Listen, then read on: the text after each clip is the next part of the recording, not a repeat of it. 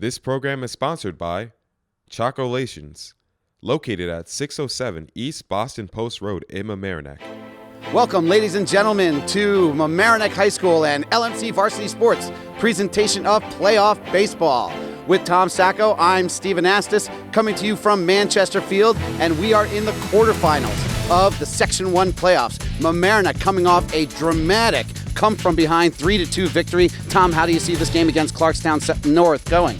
I think Mamaroneck's definitely riding the momentum they have from that combined victory. They, record-wise, they're quite a few wins better than Clarkstown, so I think they should be going into this game pretty confident, but, it is the postseason, so you can't be overconfident. Anything can happen, so, as long as they do what they need to do and execute, I think, they could come out of this with a win. So both teams will have their number 2 starters on the mound as they used their ace to start the first round game. Isaac Lewis, however, only threw 63 pitches, so he is available if needed out of the bullpen, whereas Clarkstown North's starter threw 83 pitches, or 82, I can't recall exactly how many, but regardless, he will not be available today. As a matter of fact, their game was rained out initially on Monday, so they had to finish their game on Tuesday, so they're all coming off of 1 day's rest. In any case, we'll be back in just a moment with the start of action here at Mamaroneck High School on LMC Varsity Sports.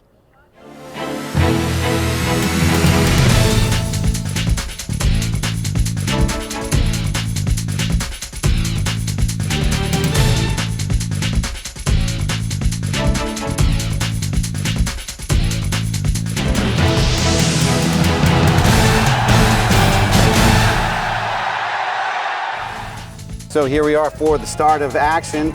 Thomas Plunkett, the junior right-hander, on the mound. Kobe Menser, junior catcher, behind the plate.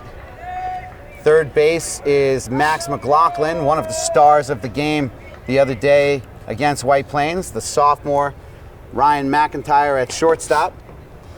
Michael Campbell, the D1 commit, headed to Manhattan next fall. At second base, Gavin Zangini. At first base, in the outfield is Asher Tannenbaum. Center field, the captain, Ethan Renner.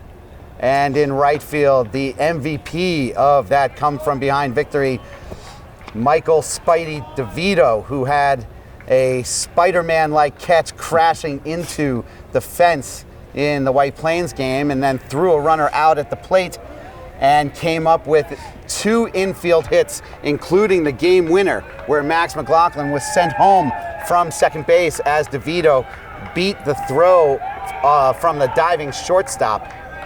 And McLaughlin scored the winning run in walk-off fashion.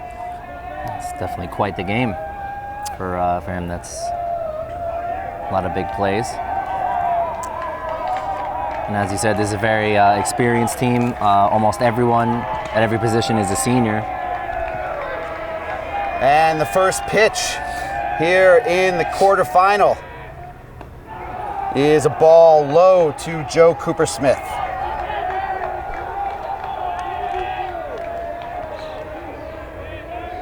Cooper-Smith is a senior, plays second base for the Rams. And a hard ground ball fair down the left field line. Tannenbaum comes up throwing. Oh, great job by Tannenbaum, and they have him at first base. Safe as he dives back into the bag. And he is safe at first with the single. He thought about stretching it to a double, but Tannenbaum does a masterful job of cutting off the hard ground ball and getting it back into the infield. I mean, that looked like extra bases all the way, going over the bag like that, but that was a great defensive awareness play. And he's lucky that he did hold up, because I think he would have been gunned out at second there. Oh, for certain.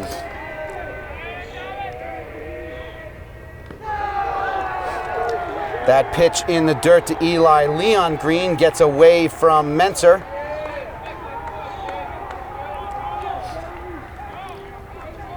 And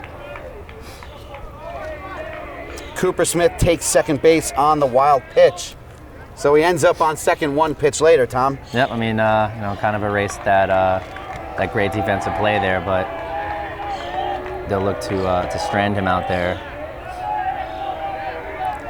Plunkett loves to work low in the zone, which is where you want a pitcher, but you do run the risk of putting it in the dirt. That pitch up high, ball 2, and you can hear the Rams dugout getting boisterous. Very vocal dugout.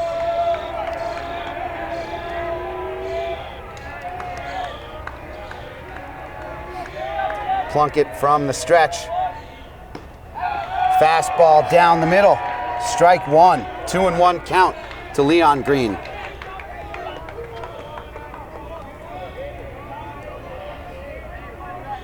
It's a very, both dugouts getting a little animated here. Mamaroneck not wanting to be silenced. Fly ball into left field. Tannenbaum settles under it and makes the catch for the first out of the inning.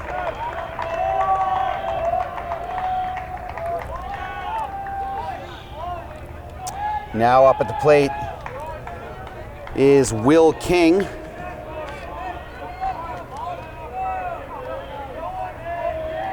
King, a sophomore, is the catcher for the Rams.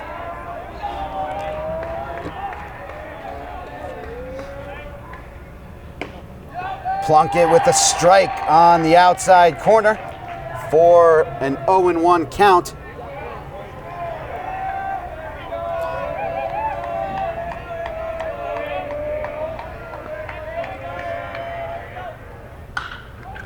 Ground ball backhanded by McIntyre, and he gets the lead runner. Beautiful play from the sophomore shortstop. Great awareness there to get the lead runner out there. I mean, the routine play would be to go to first, but it was quick thinking his part. He just pivoted and went right to third and erased that runner, which is important, as he would have been on third and in scoring position with only 1 away, or 2 if he threw to first, I would guess. So 2 men down. And the batter is Corey Savadoff.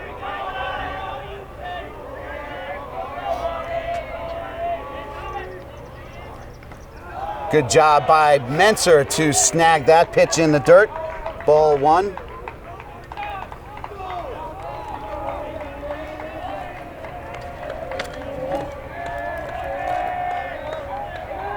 Savadoff, as Plunkett attempts the pickoff of King over at first. Savadoff was the winning pitcher in the victory over Osning. Plunkett suspects that King will be on the move here with 2 outs. Wants to try and tether him to first a little closer. And both of those pickoff attempts were pretty close. I mean, he, but not that one, unfortunately. Throws the ball away. If King had moved quicker on that, he could have taken second base, as DeVito was playing a deep right field there. I suspect DeVito will be playing a little bit deeper. He probably still has a little bit of indentations on his face from the crash into the fencing and doesn't want to have to deal with that fence any further. And now, yes, I see Coach Glazer is trying to reposition DeVito out there now. Nice curveball drops in for a strike. 1-1 to Savadoff.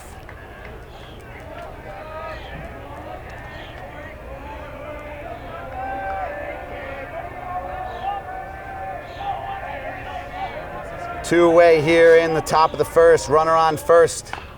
Fouled into the Mamaroneck dugout. Plunkett climbs ahead 1-2. And it is interesting that King didn't elect to take second, but I guess in his head he might not have wanted to take the risk of being the third out, getting gunned down. We talked about that in the game the other day. The cardinal sin of baseball is you don't want to make the first out or the third out at third base, but he would have been going to second. Oh, beautiful pitch by Plunkett as he gets Savadoff to chase the high cheese. And he goes down swinging here in the top of the first. No score. After 1 hit on 12 pitches, we'll be back in just a moment with the bottom of the first here on LMC Varsity Sports.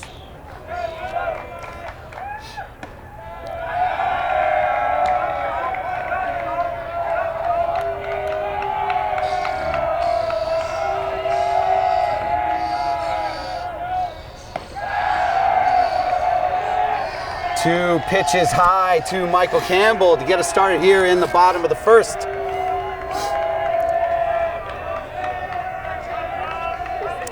And you can hear that Mamaroneck bench getting riled up. 3 pitches right off the bat, and the younger Savidoff on the mound.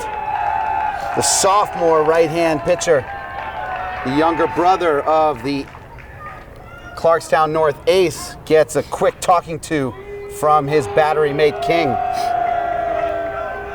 Yeah, might have just been telling him to, settle down. And, first batter might be a little nervous out there. And the 4th pitch, not even close. So Campbell will trot down to first base. Definitely not what the head coach, Joseph Stefania, wanted to see out of his sophomore hurler. Not the way you want to start off a game in any fashion. 4 straight balls to a leadoff walk. Asher Tannenbaum now at the plate. Sorry about that, Tom. Fly ball, pop fly into shallow right field. Talkin is there to haul it in for the first out of the inning. And of course, Campbell remains at first.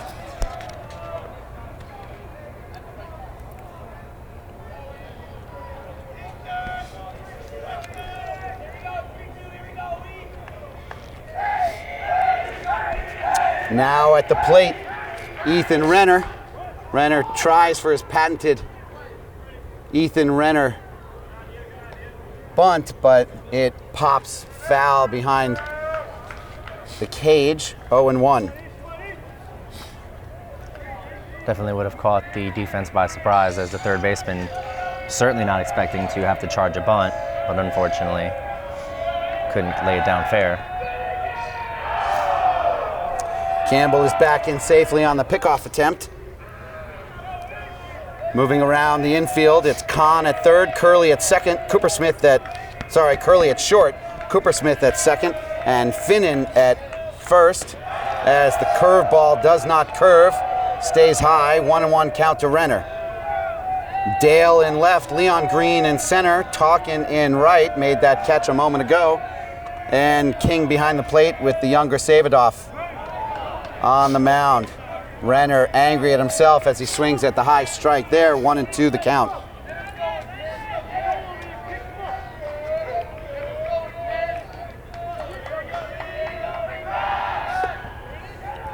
Campbell dives back into first. Both teams are, really making sure to keep those runners at first honest. That's a fair amount of pickoff attempts we've seen so far, although none have been successful as of yet.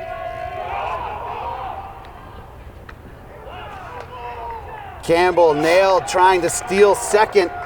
Moves a hair early as Davidoff hadn't moved off the pitcher's mound, so he's able to step off the mound and throw him out at second base.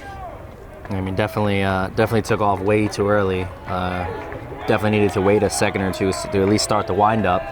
He was caught out there. Renner watches the ball stay high, 2-2. So now 2 away, no one on, 2-2 count to Ethan Renner.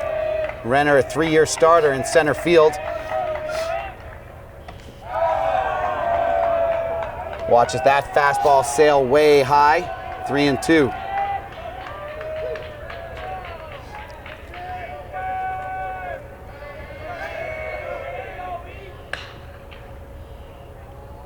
It's a long fly ball down the left field line, curling foul. Count remains 3-2. Yeah, neither team, Tom, gives up a lot of runs this season, so obviously runs will be at a premium, and trying to move those runners into scoring position becomes essential. Unfortunately, Campbell moved a little too early and was dead to rights at second base. Savidoff did look like he was holding on to that ball a moment too long. It looked like Campbell might have had an opportunity. So here we are, 3-2, two outs. And ball 4, and Renner is now on first with 2 outs. And Gavin Zangini now comes to the plate. Zangini and Renner both will be attending Boston College in the fall. Both very talented athletes decided to forego college athletics and will pursue a degree at BC. That's a great school either way. They have been lifelong friends and were the two stars of the basketball team this season. Ground ball finds the hole. Renner thinks about turning, decides to hold at second. It's a very strong throw from the right fielder there. And a beautiful single by Zangini. He is well known for going the other way with his hits. The majority of his hits this season have been to right field. And that will bring up the designated hitter, Drew Antonelli.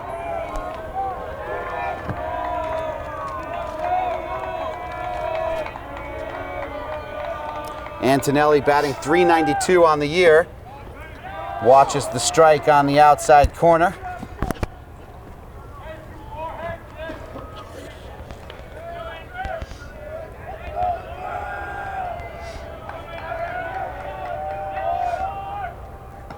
Leaves that pitch outside and the count's even at 1-1. So 2 runners on now. Mamaroneck in action here in the bottom half of the first.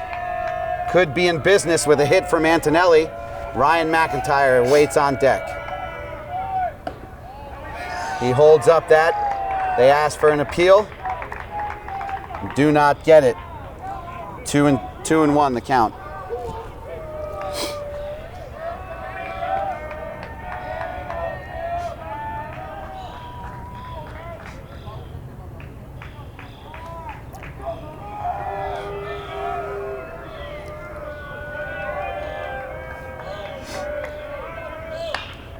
Long fly ball. That could be trouble, and it will find the grass. And all the way to the wall at the 363 sign. Antonelli holds up for a stand-up double and scores both runs. 2-0 Mamaroneck. That is definitely what the doctor ordered from Mamaroneck. Big 2-out double for Antonelli. Antonelli with his 6th double of the season, and he now has 18 RBIs on the year to lead the Tigers. Just what the doctor ordered, as you said, Tom. Now the sophomore standout, Ryan McIntyre at the plate. And the ball gets past King. Antonelli now takes third, and so just like how King didn't get the double in the first inning, or I think actually it was, who was that? That was Leon Green, didn't get the double in the first inning. He ended up on second base in the very next play. Now Antonelli doesn't take third on his hit, but he ends up at third on the very next play. So 1-0 count, and pass ball sends Antonelli to third base, and the coach is out to talk to his infield, try and settle them down. They do not want to let this game get away from them this early. Nope, absolutely not. It's still 2 away, so they could get out of this inning, but he is threatening on third, and a 3-0 lead in the first is definitely not the way they wanted to start off this game. Antonelli, oh, beautiful ground ball by McIntyre, scores Antonelli. He rounds first and is going to second with a head first slide double for McIntyre. 3-0 Mamaroneck. It's another piece of great clutch hitting there that we've seen with 2 outs so far. And a beautiful job of base running by McIntyre, busting it out of the box, running the whole way. He was safe by a good margin, considering they hit the cutoff man and hit the player at second for the tag, but did not have a chance. Now McLaughlin watches ball 1 outside, and you can tell that Clarkstown South is feeling it here in the bottom of the first.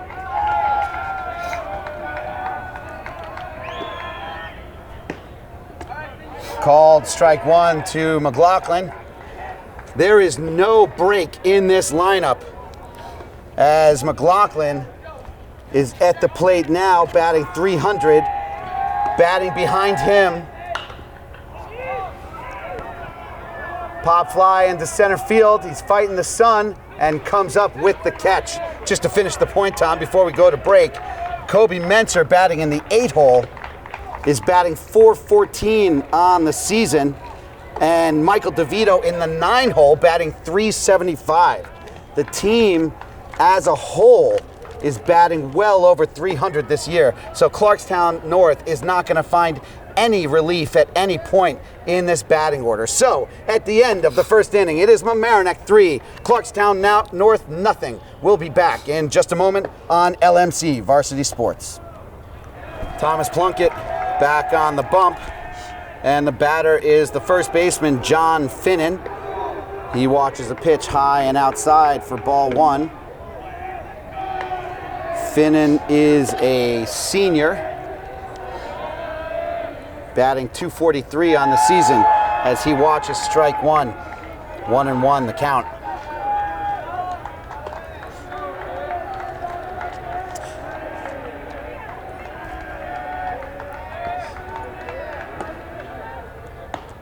Swings at the high cheese and misses. 1-2 the count now. Clarkstown dugout noticeably a little bit quieter this inning after giving up the, going down 3 runs. Maybe a little rattled. Called strike 3, and Finnan goes down looking. 1 away. Dan Talkin, who had a catch in the first inning, now at the plate.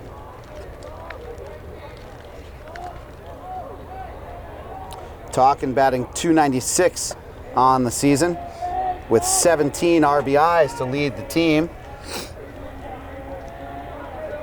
Interestingly, Matt Savadoff has 11.2 innings pitched on the season and only a .6 ERA as Plunkett blasts a fastball on the lower inside corner for strike 1 to Talkin. Now warming up in the bullpen is Chase Barley with 16 innings on the season as Talkin hits a pop fly. McLaughlin has room, backs up on it, and makes the catch for the second out of the inning. 2 away here in the top of the second. And now at the plate,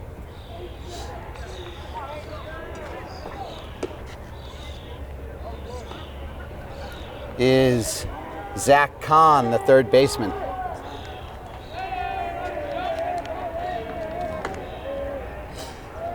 Kahn batting .176 on the year. Like Talkin, they both have 11 strikeouts on the season.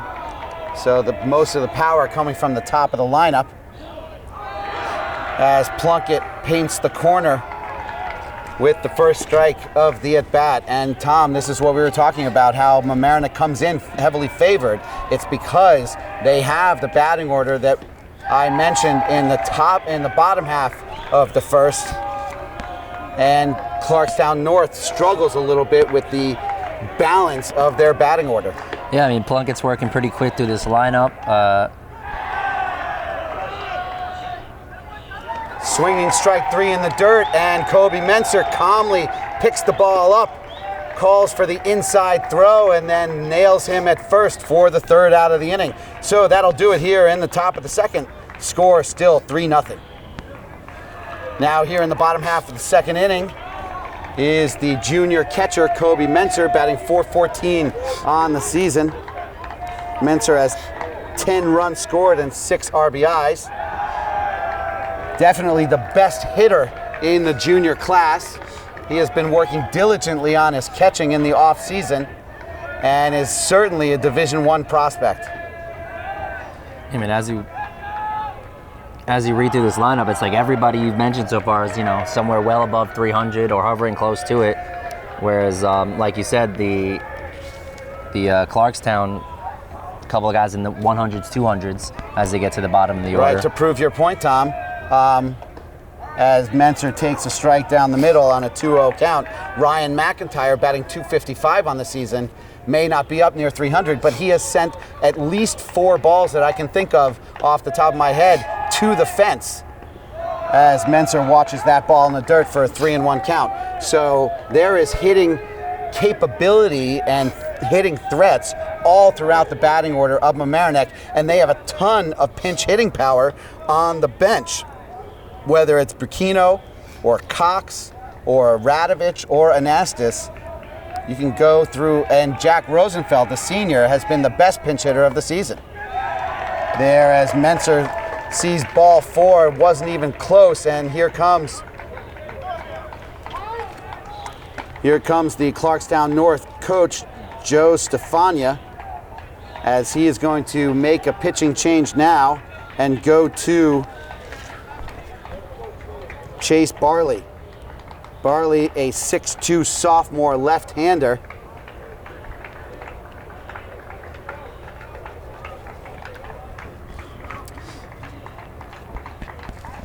With only Menser in the batting order as a lefty, that shouldn't be a problem for Mamaroneck, and Zach Cringdon, who is a sophomore, has gotten several starts, including the round 1 game against White Plains as a catcher, is a righty. So we'll see if Schiaparelli decides to make a change in the next trip through the order as Barley throws the first pitch about 10 feet high.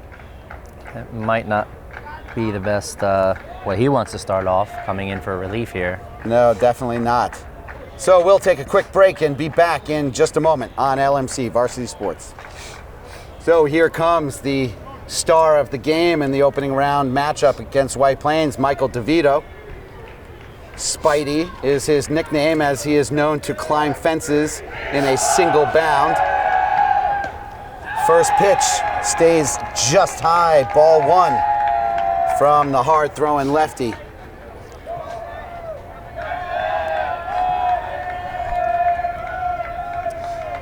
Looks like he's looking at Kobe Menser. He decides to, good hit by DeVito. Throws down to second, and he drops it. Oh, he's calling it on the transfer. I've got to think that Schiaparelli's going to want to talk about that. But no, they call him out, and it seems that Coach Schiaparelli is going to leave that call alone. Ooh, that was really quick. But you got to go with the umpire's call, and he calls Menser out on the fielder's choice, 6-4.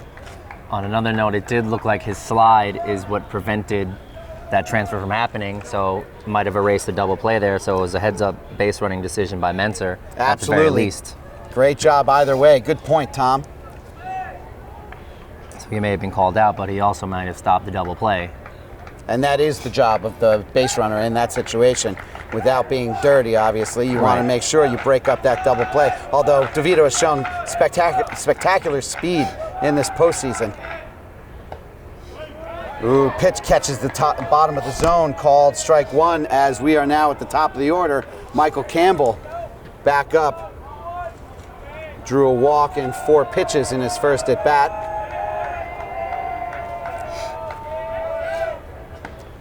Way ahead of that off-speed pitch. 0-2 to Campbell. 1 away here in the bottom of the second.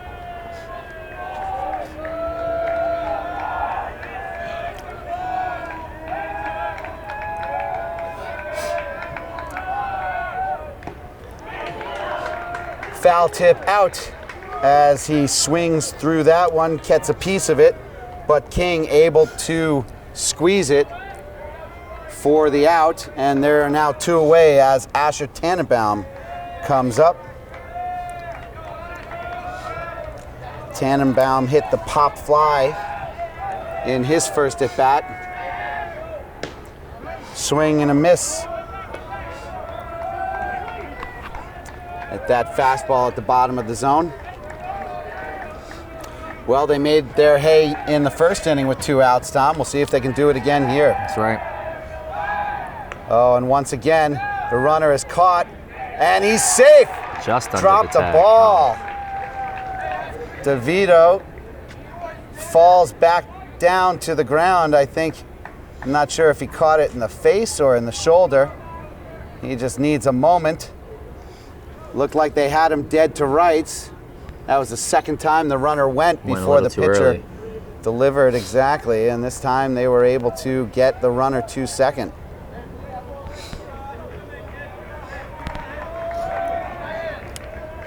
So Tannenbaum now with the runner in scoring position. No pitch, obviously, so it remains an 0-1 count.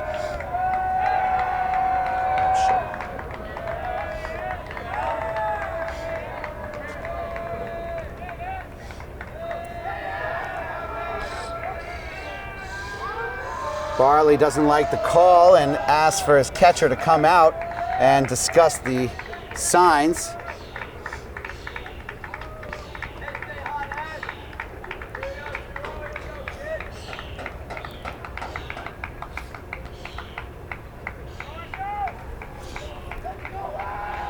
So we're back in action, and Tannenbaum with the 0-1 count has a runner in scoring position. Once again, swings over the top of that one. Tannenbaum batting .367 on the year. He suffered a separated shoulder in a scrimmage against Harrison and was able to rehab it and come back mid-season and play in 12 of the 20 games. DeVito on the move. That ball in the dirt pops away. DeVito rounds third base, but King is able to get to it. So that'll just be a steal of third on the ball. 1-2 count to Tannenbaum. He looked like he was ready to turn and go home as well, but... And the ball took a nice big pop, right. Tom, absolutely. Lucky pop, but luckily I think it was a good idea to hold him up there. But now they have a runner on third, 2 away. Down the right field line, that could be trouble. Drops, but a foul ball. Good effort from Talkin to make the sliding catch attempt, but it just glances off of his glove and or hand. We'll see if our cameras get a good look at that one. It was a nice effort, but Tannenbaum will get another life.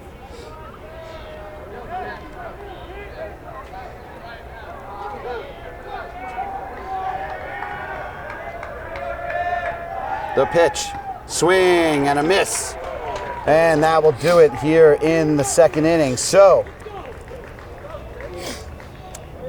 no runs, no hits, no errors, 1 base runner as DeVito makes it to second and then third on 2 stolen bases. We'll be back in just a moment. Top of the third now, Plunkett looking sharp. He has given up 1 hit, no walks. And struck out 3 of the 7 batters that he's faced so far. And the batter is the shortstop, Brendan Curley. Swing and a miss at 2 strikes. 0-2.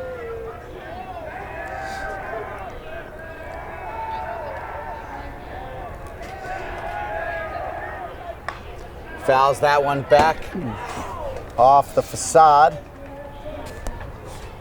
Those windows must be fortified a bit. They are hit the window shatterproof, absolutely. On. Plunkett in 26 2/3 innings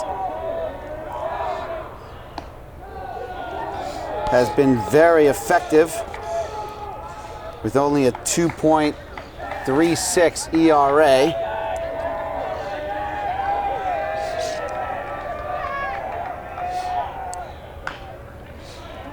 As Curley fouls that one off to stay alive. Junior right-hander with a 1.5 whip. Walks plus hits per inning pitched. And he is well ahead of that so far with only 1 base runner to speak of for Clarkstown North. Yep, and that was the first batter, and after that has completely blanked the Rams. As he has Curley on the ropes here as well. 2-2 to count to the shortstop. 3-2 the count now to the senior. So good at bat for Curley as he's worked it full as after looking helpless in those first 2 swings and misses. The payoff pitch. In there for a called strike 3.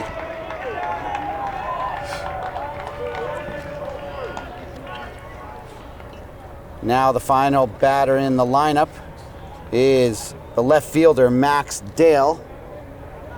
Dale is a 5'6" senior.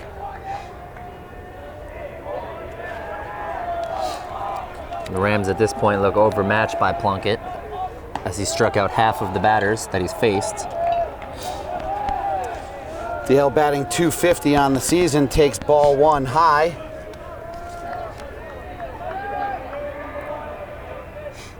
Nice pitch there down the pipe for a called strike, 1-1.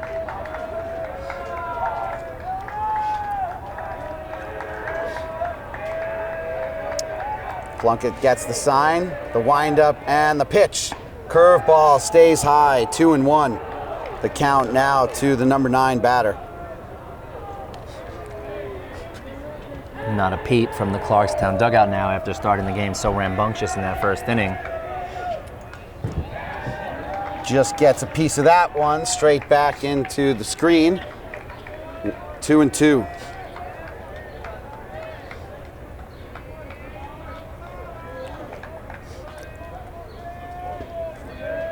Joe Coopersmith on deck, was that leadoff batter and the only base runner.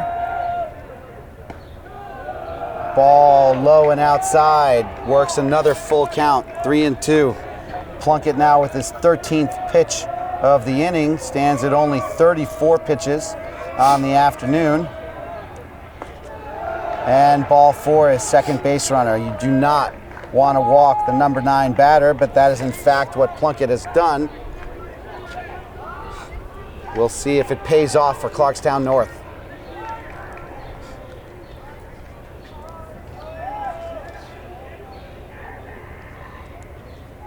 Coach Joe Glazer is calling for no doubles here.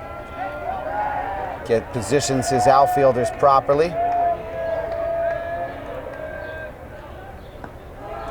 Pitch drops down low, ball 1 to Coopersmith. Coopersmith batting .283 on the season, has 16 strikeouts, 12 singles, and 12 runs scored. Checks a swing on the low pitch there. It's now 2-0 to Coopersmith.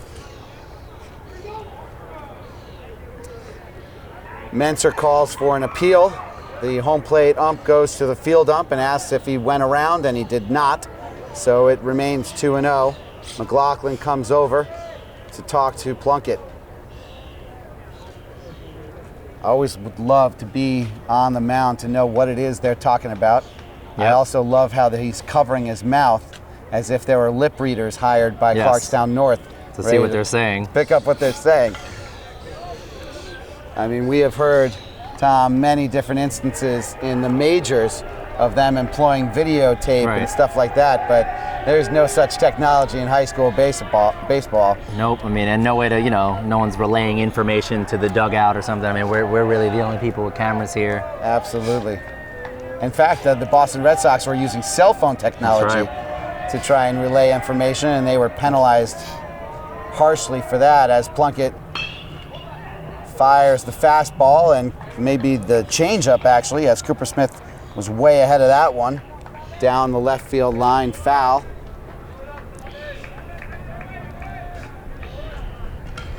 Two and 1 the count. I mean, I'm sure somewhere, some parent or something has done something like that in high school. Oh, but I wouldn't put it past any of them, absolutely. And I don't really think that's happening here.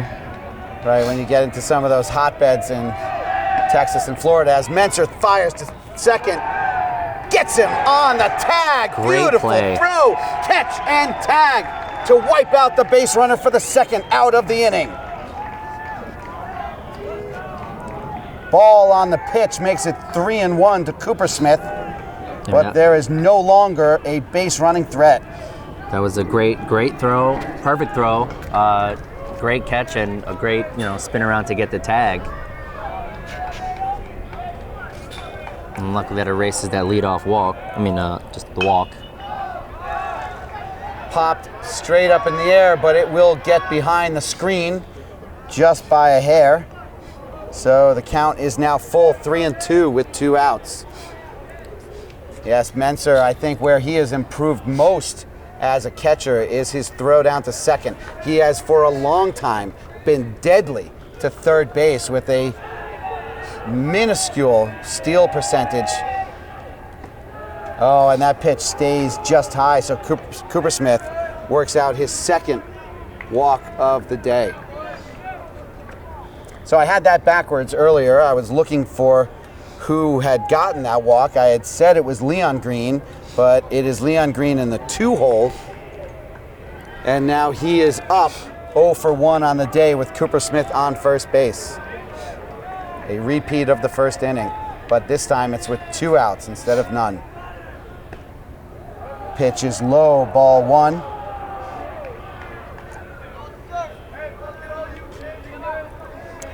So as I was starting to say, Tom, Menser's throw down to second has just improved so dramatically, and he nails him at first. Plunkett with the pickoff of Cooper Smith. Gavin Zangini with the beautiful tag as Cooper Smith was wandering just a little too far, and that ends the inning here in the top of the third. So Chase Barley on the mound, throws low, ball 1 to Renner.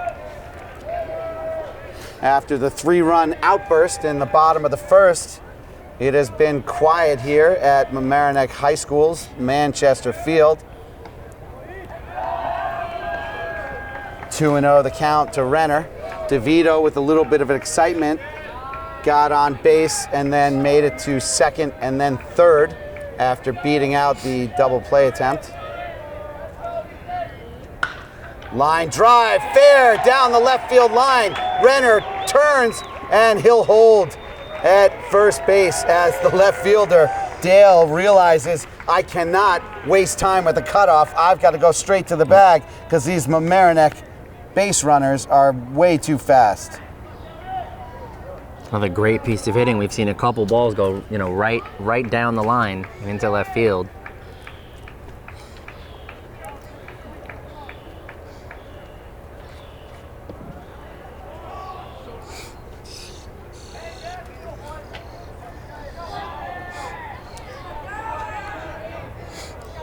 Gavin Zangini now at the plate. Zangini 1 for 1 as he hit a single into right field. Takes a called strike, 0-1.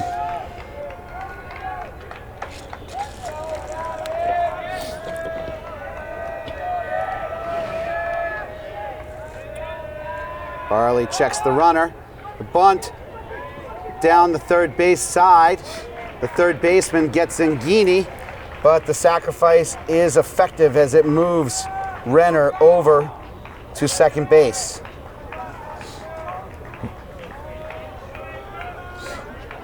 The bunt did its job. It looked a little bit high off the bat, but luckily dropped in before. If Kahn was playing a little bit closer, he might have had a chance at catching that, which would have been trouble for Renner. Right. But no matter, it's now Antonelli at the plate. Antonelli 1 for 1 on the day.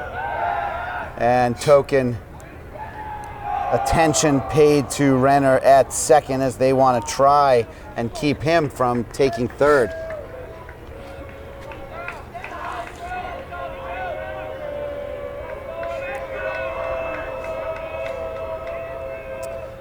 The pitch catches the outside corner. Strike 1. Antonelli doubled on that long fly ball to right center field.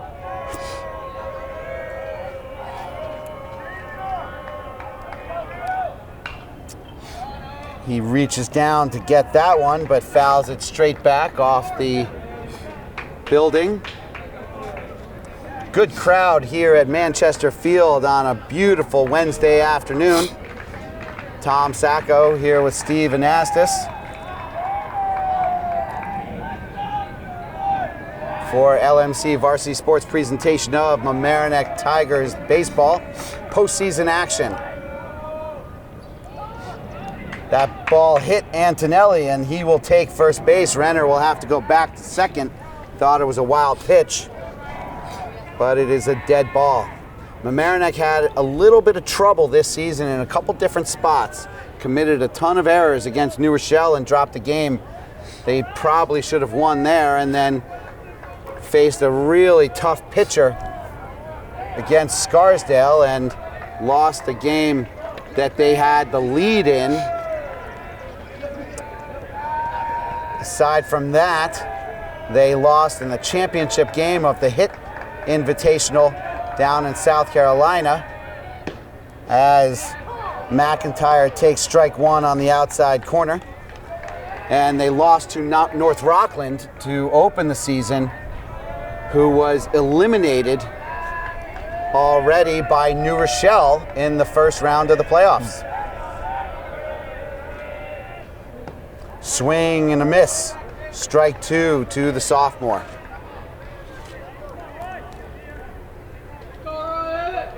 So there are 3 sophomores on the roster, now 4 with the call-up of the first baseman Christopher DeVito, who also played varsity football and basketball. That ball gets away from the catcher, and the runners advance on the wild pitch. It's now 1-2 count for McIntyre. So now, along with Ryan McIntyre at shortstop, there's the catcher Zachary Cringdon and the pitcher and third baseman Joey Casper. They've been on the roster all season, and now Chris DeVito, who had a spectacular season on the gridiron for the Tigers varsity football with possibly the play of the year against Osnig, a 96-yard touchdown return interception. Good job by McIntyre on the suicide squeeze with Renner moving on the play. The bunt is effective, moves the runners up, and it's now 4-0. That's two perfect bunts. Well, two pretty good bunts laid down. That one, the suicide squeeze to score the run, and some great baseball coaching decisions here. Yeah, Tom, to your point, it wasn't exactly a fantastic bunt by McIntyre, but as long as you get it on the ground with Renner moving, the whole objective there is to just make sure you don't miss. Right. And he was sure to get the ball on the ground. Mission accomplished. McLaughlin swings and misses at that pitch in the dirt. Max was the MVP of the Tigers in that South Carolina tournament. He had 3 saves and I believe 6 RBIs as he fouls that one off, 0-2 to the senior third baseman. McLaughlin, also an accomplished violinist, will be pursuing his engineering degree at the University of Michigan. A brilliant kid, was also the Con Ed student athlete of the week earlier this season. Watches that pitch on the outside, other batter's box actually, way outside. It's 1-2 with 2 outs here. Antonelli at third base.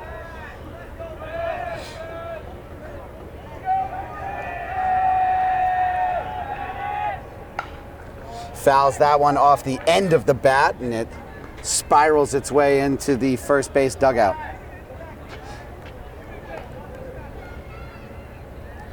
Count remains 1-2.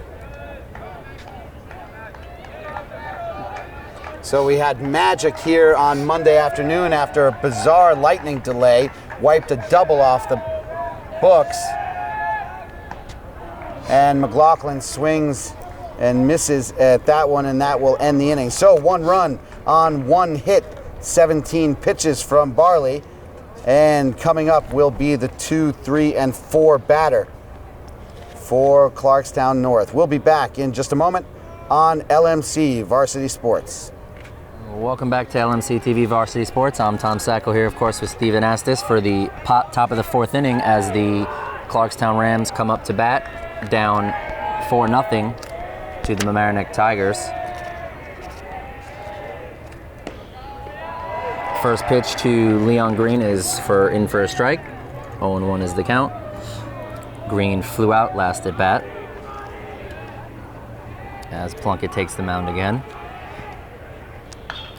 That pitch is hit on a line to center field. That'll drop in for a single as Green hits a leadoff single to start the top of the fourth. Tom, I suppose you call that a line drive. He definitely got him in on the hands, and he did a good job to battle that off and get it far enough into the outfield that Campbell and McIntyre couldn't make a play on it. Yeah, I mean, it wasn't quite a bloop, but, you know, it wasn't a solid line drive, perhaps, but that'll Right bring now, up Will all King. Clarkstown North can hope for is base runners down 4-0. Right, and even, you know, you said runs would be at a premium today, but for the Clarkstown Rams, even base runners have been at a premium. Absolutely. Pitches swung on and fouled straight back by Will King, the catcher. 0-1 is the count. He grounded into a fielder's choice, his first and only at bat.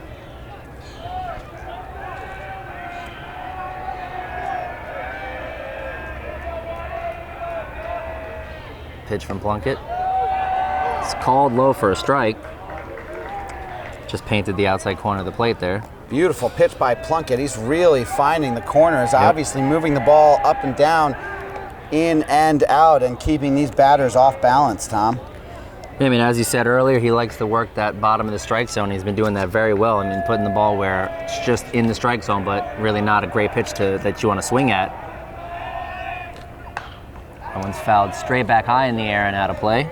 The danger, Tom, for a power pitcher, especially at the high school level, unless you are up in the 90s, which some pitchers are known to get there. Sean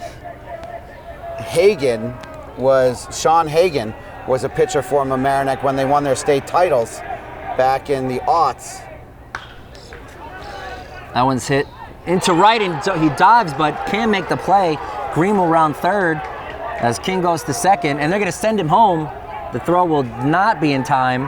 That'll be a stand-up triple, a big hit for catcher Will King as he legs out that triple and scores Clarkstown's first run of the game, cutting the lead to 4-1. Great effort from DeVito, but he was just out of the ball was just out of the reach of his extended glove as he dove sort of head first, sort of to the side, and unfortunately, because it was a ball going into the corner, Renner wasn't there to be able to help. Right, I mean, the ball just, you know, it went a long way after that, and that's what allowed King to get the triple. It would have been a great play had he just had an inch or two more of glove. Pitch is low to Corey Savadoff, DH, who struck out last time around. Good job by Menser to pick that one out of the dirt in the midst of dropping and blocking, which is something that Schiaparelli has been emphasizing to both catchers, Cringdon and Menser, all season long. And with that runner on third threatening, you don't want any pass balls, to be certain. That one's hit on the ground to third, who picks it up cleanly, throws it to first to get the out, and the runner will remain at third as Savadoff grounds out for the first out of the inning. Solid job by McLaughlin to field that cleanly and look the runner back while not taking too much time. He has a very strong arm. As I mentioned, he got 3 saves down in South Carolina. He has essentially been the closer for Mamaroneck all season long. That'll bring up John Finnan, who also struck out last at bat, with 1 away here and King on third.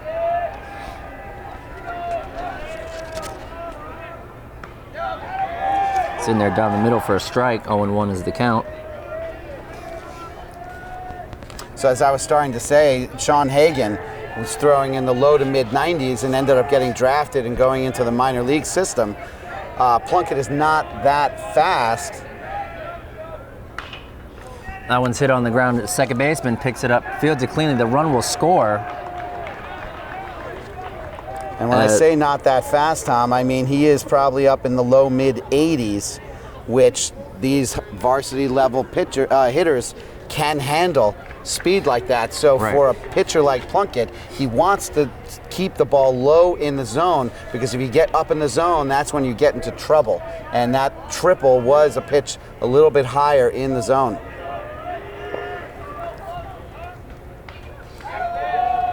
Dan Talkin swings under that one and just fouls it straight back. So Finnan grounds out into a fielder's choice, but does score the run with the RBI, cutting the lead to just 2 runs.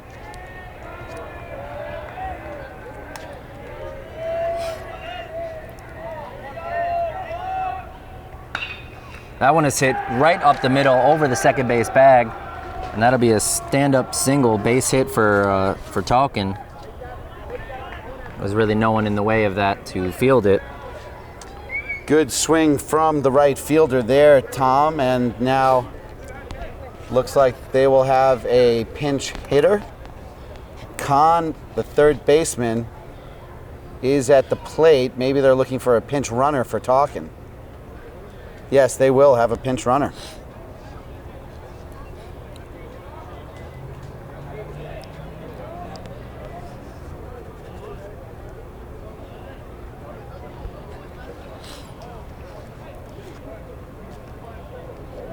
So the Rams bats waking up this inning as they've cut the deficit to just 2 runs, coming into the inning down 4-0. 2 away here for Zach Kahn, the third baseman, with Talkin on first, as Plunkett looks to stop the damage and get out of this inning.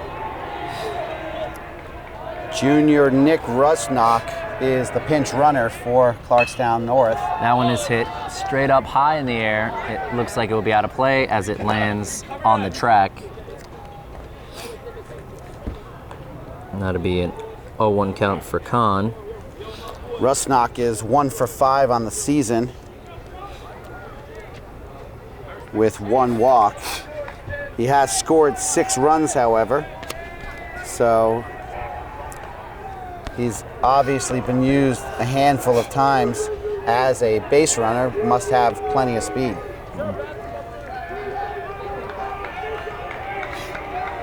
And Plunkett throwing over to first to keep him honest, as he must know that as well. That one is hit deep into the gap in right field. That'll be over everyone's head. The throw will be in, not in time. They'll hold the runner at third. And the Clarkstown team is not happy that they didn't send him or that he didn't go. So it'll be a stand-up double for Zach Kahn, but no RBI as the runner was held up or decided to stop at third base. In a 4-2 game, there are 2 outs. The whole reason you brought Rusnock in the game is for the speed, and then he would have sailed home easily because the cutoff throw from DeVito skipped off the ground and Campbell did not get it into his glove, but they had already held the runner. So now it's second and third with 2 outs, Tom, and instead of it being a 4-3 game with a runner on second. Yeah, and Kahn was visibly, seemingly upset on second base that he didn't get the RBI there because he didn't go home. As Brendan Curley, the shortstop, comes to the plate. It'll bounce, but a good job of blocking it there.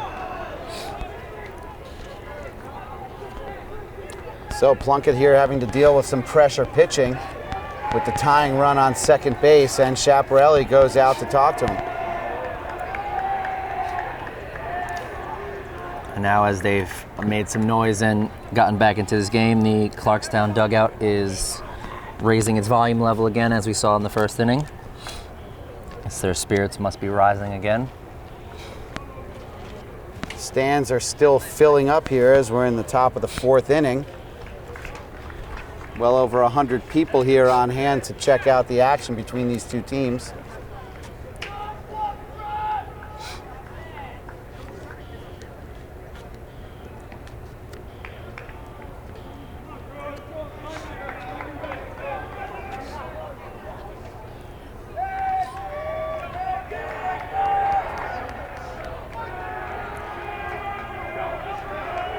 This is the 1-0 pitch to Curley. Paints the outside corner again for a strike. That'll even the count at 1-1.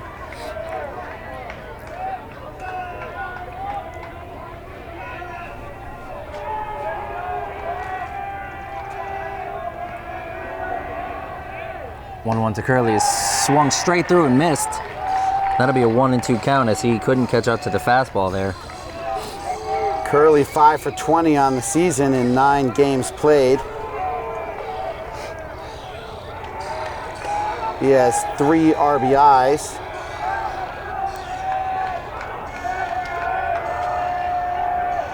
Here's the pitch. Fouls it off just to stay alive. Just got a piece of it as the count remains 1-2.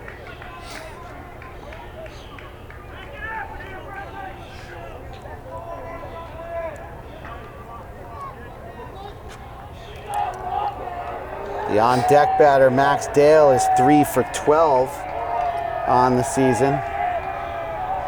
And that pitch is struck him out with the high heat to end the inning as he punctuates that inning with a strikeout, but not before the Rams have cut the deficit to 4-2. 2 runs, 4 hits, no errors on 19 pitches, and we'll be right back with the bottom of the 4th. Welcome back to LMC TV Varsity Sports. We're here in the bottom of the 4th inning as Kobe Menser will come to the plate. He walked both times this game.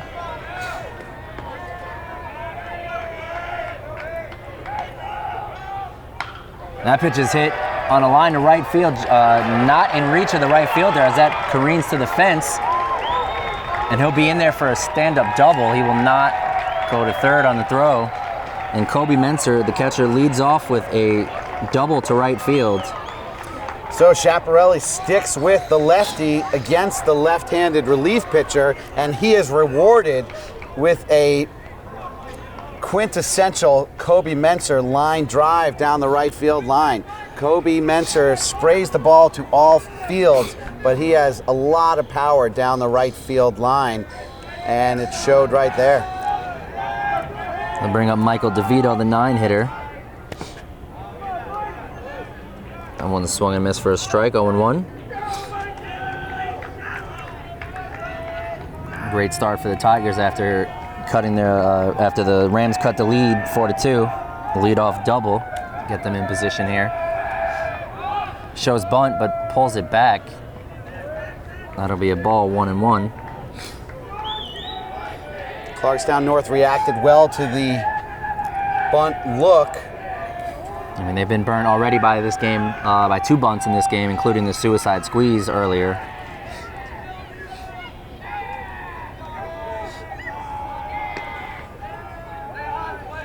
There's the 1-1 to DeVito. Shows bunt again, pulls it back again, and that's too high. 2-1 is the count. King motioned like he was going to throw back to second, but there was no one there covering, so he had no one to throw to. He did get Menser sprinting back to the bag, but he quickly realized there wasn't anyone there.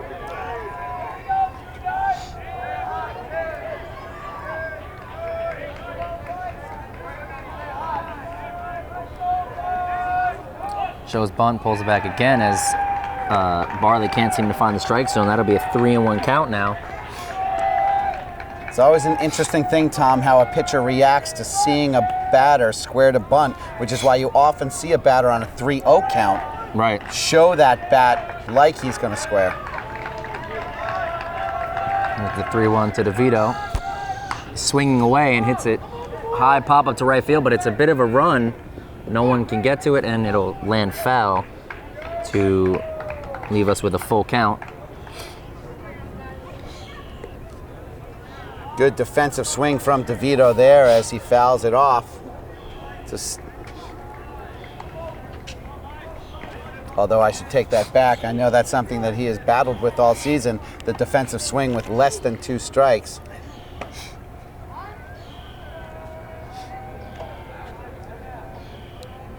It's called time here. Now Schiaparelli is going to go to a pinch runner and bring the senior Emmett Smith. I did that again. That's the 2nd game in a row I've called Emmett Novick Emmett Smith. I love his speed on the base paths, and so I immediately think of elite Hall of Fame speed. Don't take that as an insult, Mr. Novick. It is a compliment to you and your ability. I mean, I don't think anybody would be insulted being compared to Emmett Smith. No, absolutely not.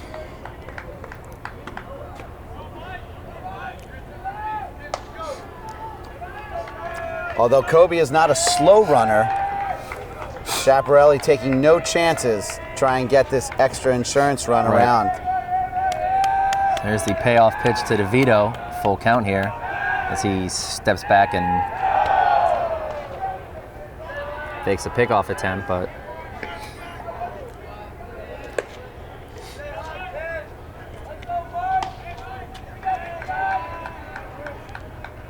full count pitch is in the dirt as DeVito will work a walk after showing bunt for the first 3 pitches of that at-bat. So now it'll be first and second, nobody out for the top of the order as Michael Campbell comes to the plate. He's walked and struck out so far in this game. And a pitcher is warming up in the bullpen for Clarkstown North.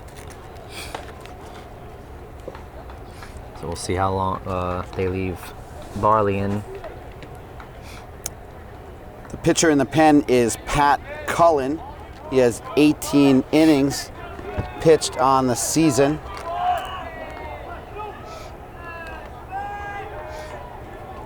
The junior right-hander,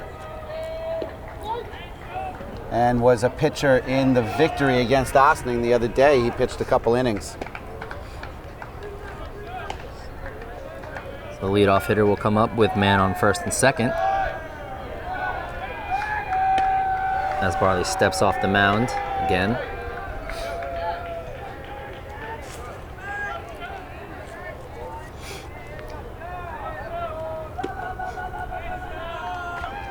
Max McLaughlin is warming up in the bullpen. One's taken down the middle for a strike, 0-1 on Campbell.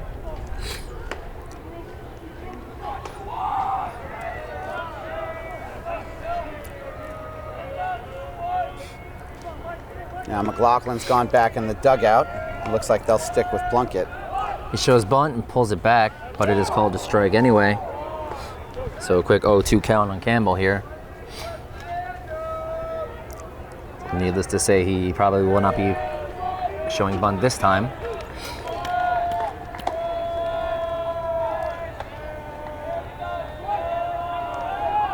Oh, 2 pitches, bounce in the dirt.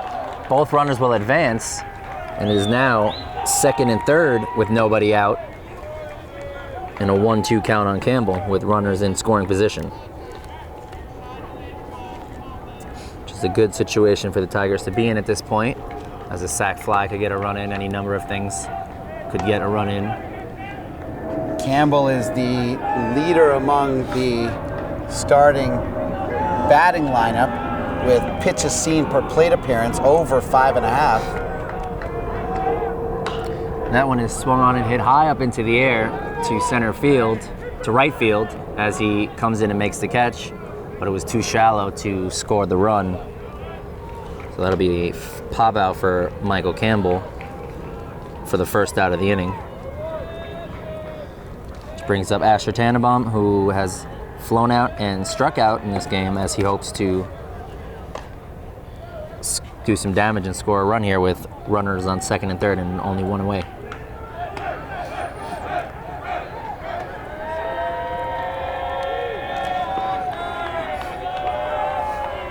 Tannenbaum batting .367 on the season, as I mentioned earlier.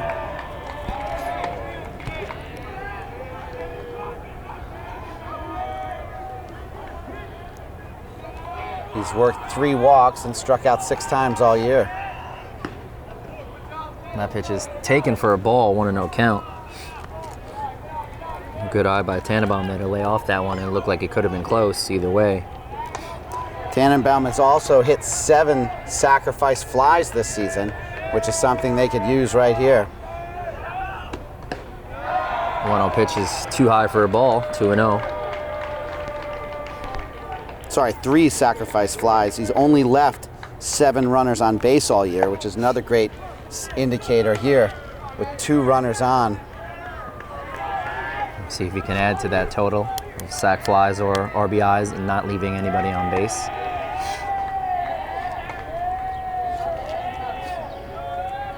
Good hitters count here at 2-0. That one is hit to right field, but it will land over both fences, but far out of play. 1-2 count. 2-1 count, that is.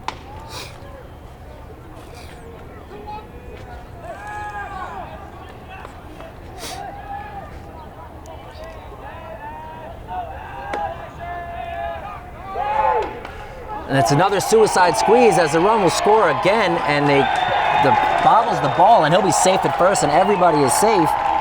And that'll be the second suicide squeeze of this game as Mamaroneck takes a 5-2 lead. Great bunt there by Tannenbaum, who as well is safe. Another great strategic choice there. Everyone is safe and everyone moves up, including a run being scored. So now with only one out, Tom, and Tannenbaum's speed on first base with a runner on third, you have to imagine he'll be looking to get the second. It's way too high. Catcher had to jump up to get it for Ethan Renner, the center fielder who's walked and singled.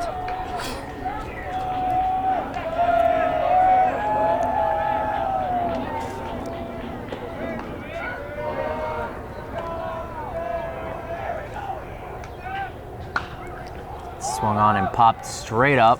Shortstop will call everyone off and make the second out as Renner flies out. That'll bring up Gavin Zanghini with 2 outs and runners at the corners. Zanghini had that nice hard single into right field. He's 1 for 1 on the day as he had that sac bunt in his second at bat. We've seen all these bunts work out very well for the Tigers so far. 2 suicide squeezes. And there it is, Tom. They do throw over to try and keep Tannenbaum out of scoring position.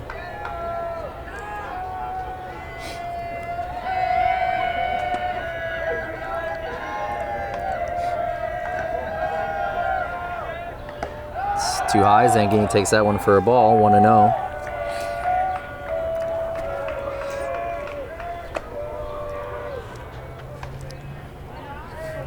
Tantillo now warming up in the bullpen for Mamaroneck.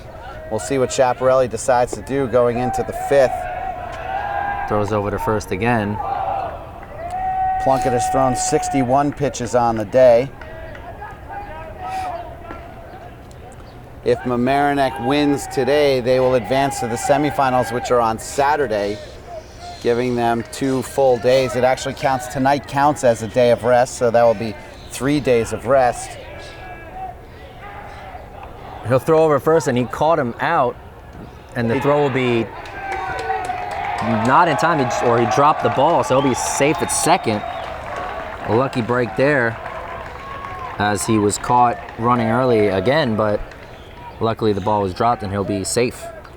So the double steal is the result there, as DeVito scores from third, as the shortstop, or sorry, actually the second baseman, Cooper Smith, drops the throw from Finnan. And then Tannenbaum with a nice little shoulder shiver for effect. And I think that's what the coach is talking to the field umpire about. Because that ensured that DeVito was going to score, as Cooper Smith didn't have a chance to pick it up and fire home after he dropped the throw. So Zanghini remains at the plate, as Mamaroneck now leads 6-2 after the double steal results in a run being scored. I suppose you could call that an error either on the throw or the catch between the first and second baseman. But the important part, Tom, is that it's 6-2 now.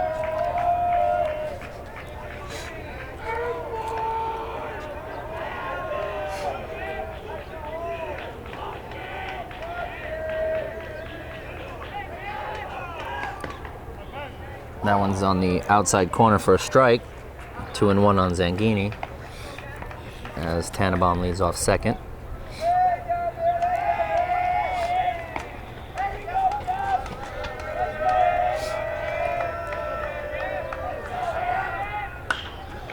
Zanghini hits this one right to the third baseman on the ground, who scoops it up and throws it, but the first baseman is pulled off the bag, So he'll be safe. The throw's over to third, but not in time. And once again, everybody is safe.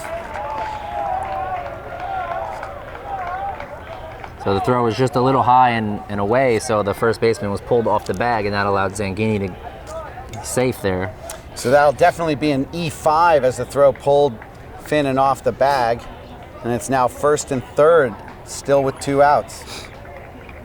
Looks like Schiaparelli's going to bring in a pinch runner for oh no, sorry, that's just Zanghini going over to congratulate Tannenbaum and have a little chat with his teammates while they go to a relief pitcher.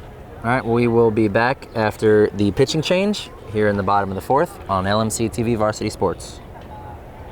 We're back on LMC TV Varsity Sports. The junior right-hander Pat Cullen comes into the game in relief as Drew Antonelli fouls the first pitch off out of play. Cullen has pitched 18 innings so far this season, although is listed as a shortstop. That one is hit deep into left field, over the head of the left fielder, and he will not make the catch. He did. Oh, he did make the catch. My mistake. And that will end the inning, but not before the suicide squeeze leaves Mamaroneck with a 6-2 lead, and we'll be right back for the top of the 5th. Welcome back to LMC TV Varsity Sports. We are here for the top of the 5th inning. Thomas Plunkett remains in the game for Mamaroneck as he will face the 9-hitter Max Dale, who walked last at bat but was then caught stealing. That one's inside for a ball, 1-0 to start off the inning. That is Plunkett's 62nd pitch of the afternoon. He's thrown 42 strikes for a 67% strike percentage. That one just a bit too high. Quick 2-0 count here for Dale. If he goes over 72, he will still be available Saturday. That one is called for a low strike. 2-1 count here. The only thing that will eliminate him from availability on Saturday is if he pitches 103 pitches. That one's hit two hopper to short, who picks it up and fires it on to first for the out. McIntyre with a very clean transition, which enabled him to get the high throw on a beautiful spinning double play exchange from Campbell in the other game. But there is not much movement, no wasted movement from McIntyre when he transfers to throw to first. I'm going to bring up the leadoff hitter, Joe Coopersmith. Takes the first pitch for a strike down the middle. He has been on base both times so far this game. That one is hit high in the air, but out of play to right field on the track.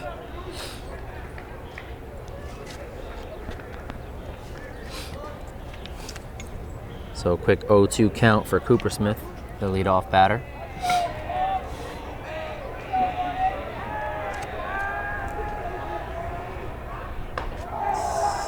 Over his head for a ball, 1-2 count.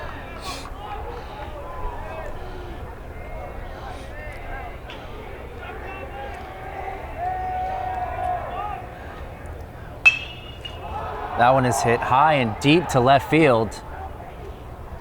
He climbs the fence, and that one will be gone. A home run for the leadoff hitter, Joe Coopersmith, because that one was just out of the reach of the leaping left fielder.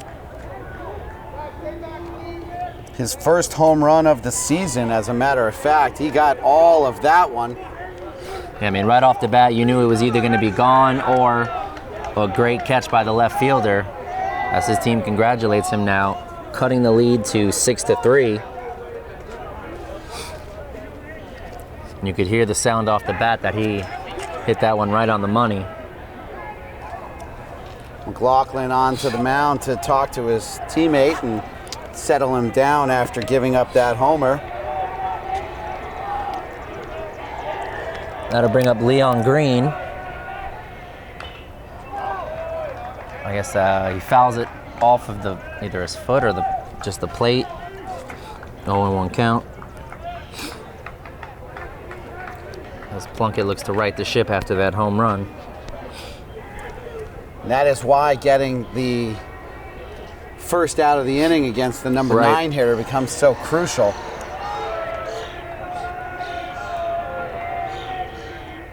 Pitch to Green is swung way over, but the ball gets away, but nobody on base, so it doesn't matter. It was a similar situation, Tom, down in South Carolina, where Isaac Lewis pitched a real gem against Somerville High School. And with the sophomore catcher standing on deck as the leadoff hitter, committed to South Carolina. And that one is hit on a hop to second base, who fields it cleanly and throws it on to first for the second out of the inning. Lewis was able to get the number 9 batter out for the first out in the bottom of the 7th, and everyone in the stands for Mamaroneck was saying, okay, now we don't have to worry about a game tie or a game winning home run. And sure enough, the second pitch of the at-bat, he launched one about 450 feet. That pitch is in the dirt and gets away to Will King, the catcher, who had a triple last at bat, as he will be ahead in the count, 1-0. But it was relatively harmless, as it just pulled them to within 1 run. So instead of a game-tying home run. That one is hit on a line drive in the gap between center and right, and he will round second. They look like they're not going to send him to third, but another great piece of hitting for the catcher, Will King, with another extra base hit on a very hard hit ball. As he looks to keep this inning alive, as Corey Savadoff comes to the plate with a man on second, 2 away.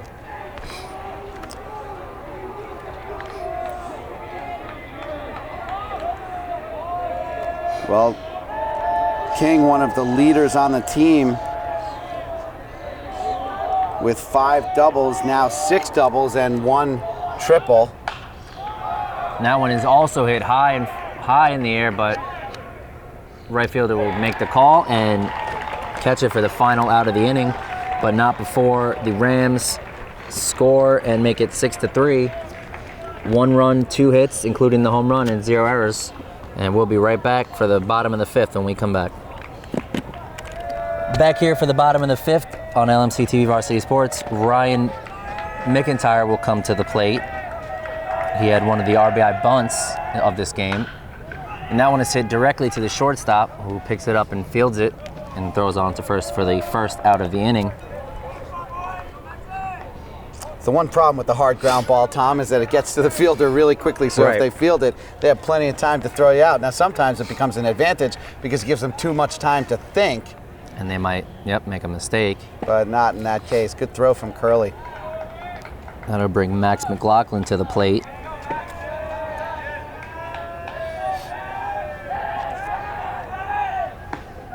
Off-speed pitches outside. McLaughlin 0 for 2 on the day. He popped out to the center fielder in his first at bat and struck out swinging in his second. This one will be fouled straight back again into the off the window. So count is even at 1-1.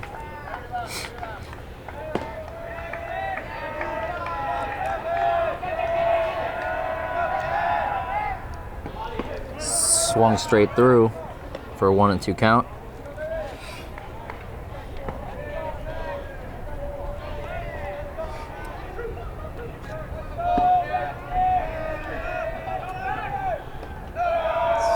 Way too low for a ball to even the count at 2-2. Good job by McLaughlin to lay off that pitch. It seems like it wouldn't be hard to lay off a pitch in the dirt, but that had a lot of movement on it. Looked like he wanted to off-red it out of the hand. And it's a called strike 3 on the low pitch as McLaughlin goes down looking. Nice pitch there. As the catcher Kobe Menzik comes to the plate, as he's been on base all 3 times this game, including a double last time around. With 2 away here. Swinging on the first pitch and hitting it deep to right field, out of the reach of the right fielder. He'll round first and go to second. as the throw comes in, and he will hold up there. And yet another double for the catcher, Kobe Menser. That's now 2 doubles in the last 2 innings. So that was his 3rd at bat, actually. He walked in his 1st at bat and then hit 2 doubles. Oh, you're right. Yep, I accidentally wrote it in the wrong inning. Yep. I thought he had 2 walks. But so now he's been on base all 3 times, including 2 doubles, as Michael DeVito comes up to the plate with a man on second and 2 away. Swings out way ahead of that one on the off-speed pitch. Goes down 0-1.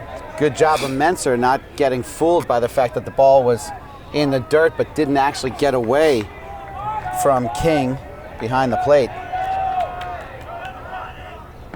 That one is swung on and missed as DeVito falls behind in the count 0-2.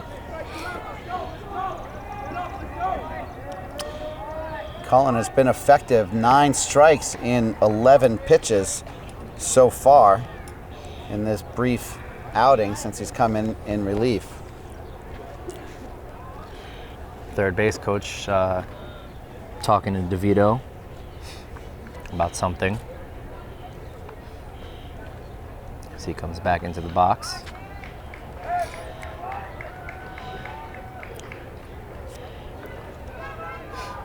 So with 2 away and Menser on second, DeVito will look to make something happen here behind 0-2 in the count. Pitch is just high at the hands for a ball as he lays off that one.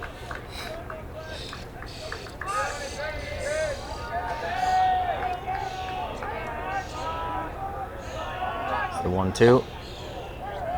Just gets out of the way of that one, as it is now 2-2. Good job of fighting back into the count here. DeVito's been hit 3 times this season. And that one is chopped to the third baseman, who has to make a long throw, and he can't. It's off target, and the run will score. Menser comes around all the way from second to score, making it 7-3. So that'll be an error on the throw. Oh, I would absolutely. say. He sailed that.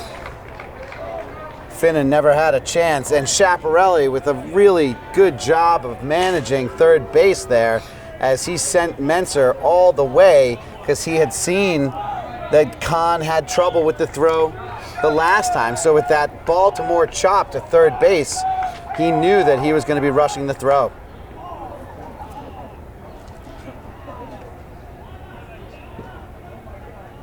Him calls time.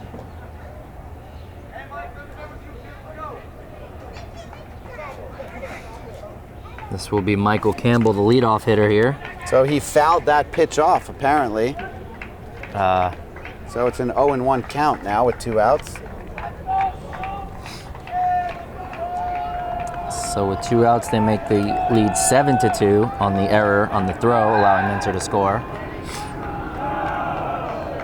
So now with the score 7-3, Tom, that means that a grand slam even can't tie it up.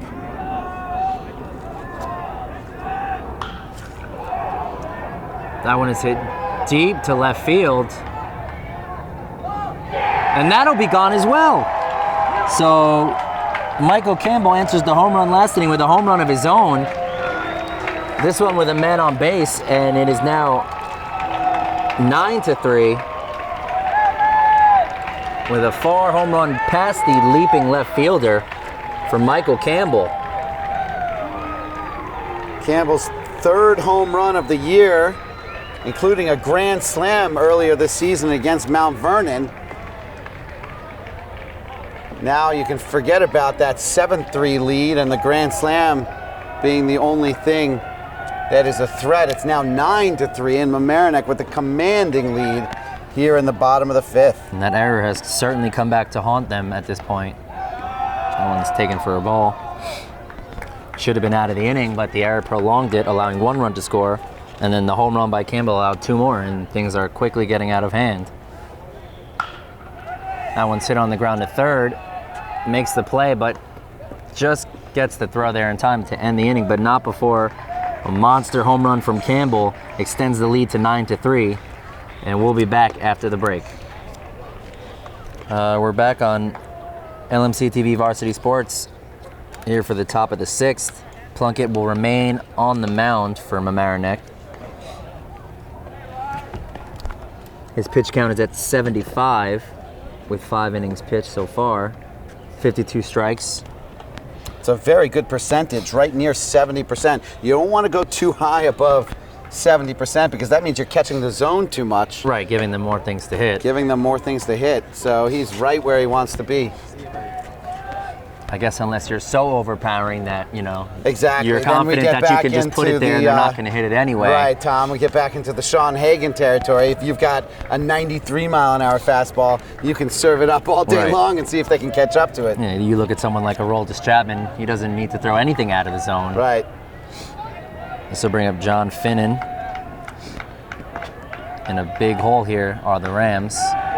A more recent example, sorry Tom, a more recent example would be JoJo Gray, who pitched for New Rochelle just a couple seasons ago and is now pitching for the Dodgers and looks to be a top prospect for them.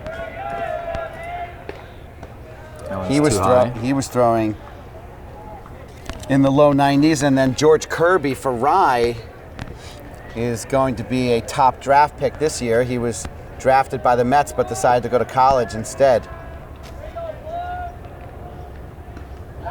That one's in there for a strike, 1 and 2. Must be a pretty hard decision to make to forego going to New York Mets, your hometown team, in order to go to college, but hopefully that works out for him. These days, as a Mets fan. Yeah, maybe not. That one's hit on the ground to short, catches it on one knee and fires it over the first for the out. And that will be 1 away. Isaac Lewis now playing first base for Mamaroneck.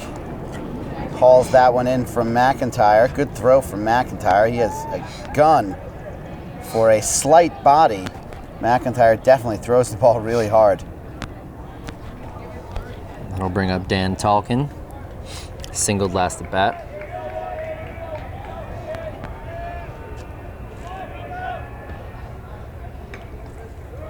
That one's bounced for a ball. 1-0 on Talkin. Joey Tantillo warming up in the bullpen now for Mamaroneck. With Plunkett at 80 pitches, we'll see what Schiaparelli decides to do. Yeah, I mean, with a 9-3 game, I'm not sure he really needs to. Right, but there might be an area where he just wants to conserve his arm so he becomes available for the first or second semifinal game if they are to advance. Just a 1-0 pitch is fouled straight back and out of play into the stands.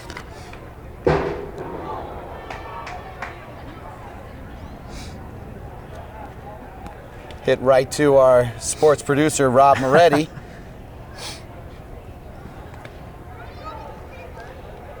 Luckily not hitting the camera, of course.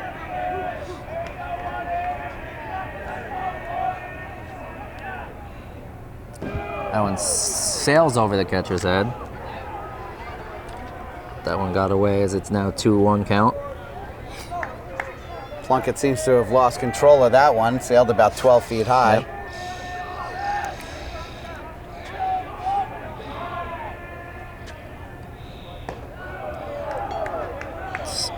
Also taken for a ball, and it's 3-1 now on Talkin.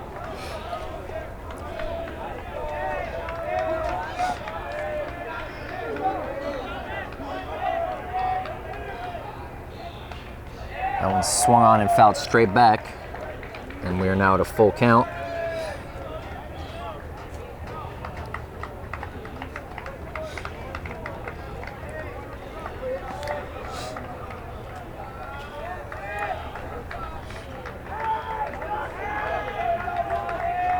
There's the payoff pitch, 3-2.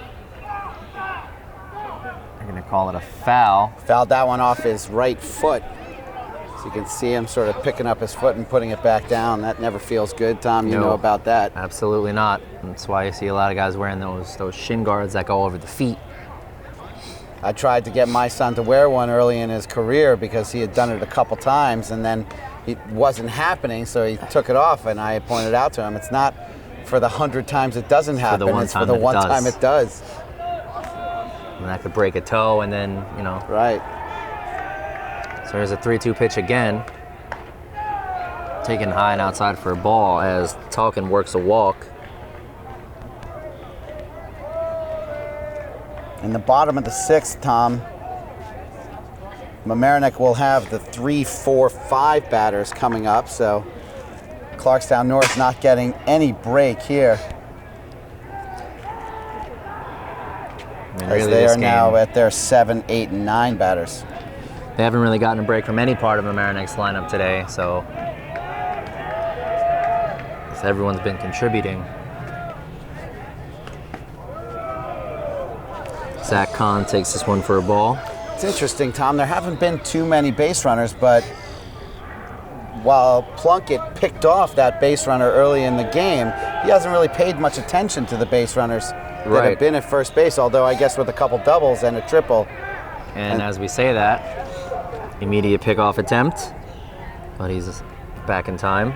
And that is the effectiveness of a right-handed pitcher, is to not throw over too often, sort of lull them into a false sense of confidence, whereas the lefty looking right at you can keep you on just with his mechanics. First baseman goes over to say something to Plunkett. Be 1-0 count on Zach Kahn here.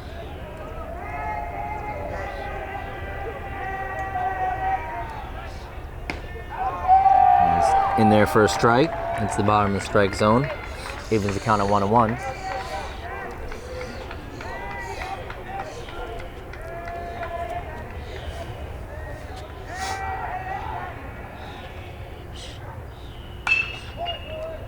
That one's hit through the diving effort of the shortstop, McIntyre. Almost got a glove on it, but it was just hit too hard and he couldn't get to it. So that'll be a single for Zach Kahn. And it'll be first and second with one away for Brandon Curley, the shortstop. No real concern for Mamaroneck here, as Clarkstown North needs base runners.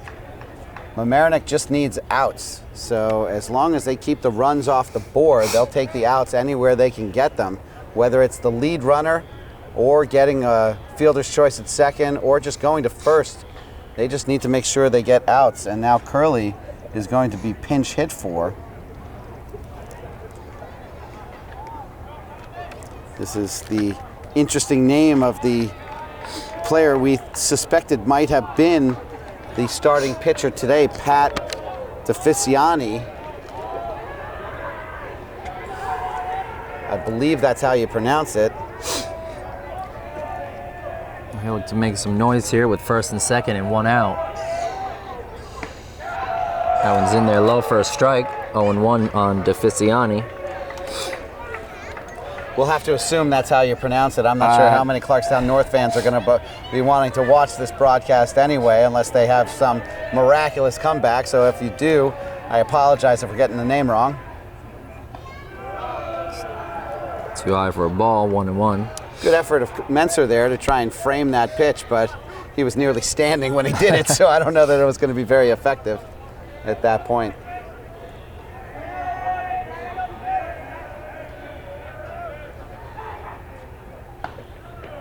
High again. 2-1 count.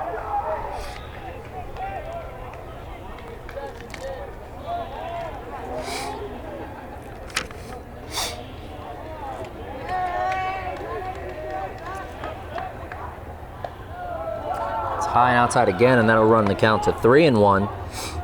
DeFiciani only 176 on the season. 6 for 34 with 5 singles and a triple. And a timeout here as they have a mound visit. He has 6 RBIs on the year and only 1 strikeout. So while he's only 176 on his batting average, he obviously gets the bat on the ball, which is what Clarkstown North needs. But Mamaroneck will take that out even if it advances a runner. After the mound visit, Plunkett obviously remains in the game. They probably just want him to settle down after getting behind 3-1 on this batter. And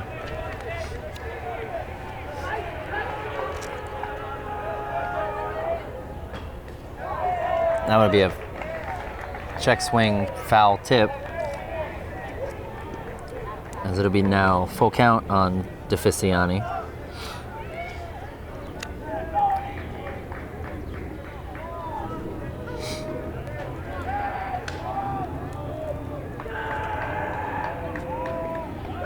Steps off, but no one covering second base for the pickoff attempt.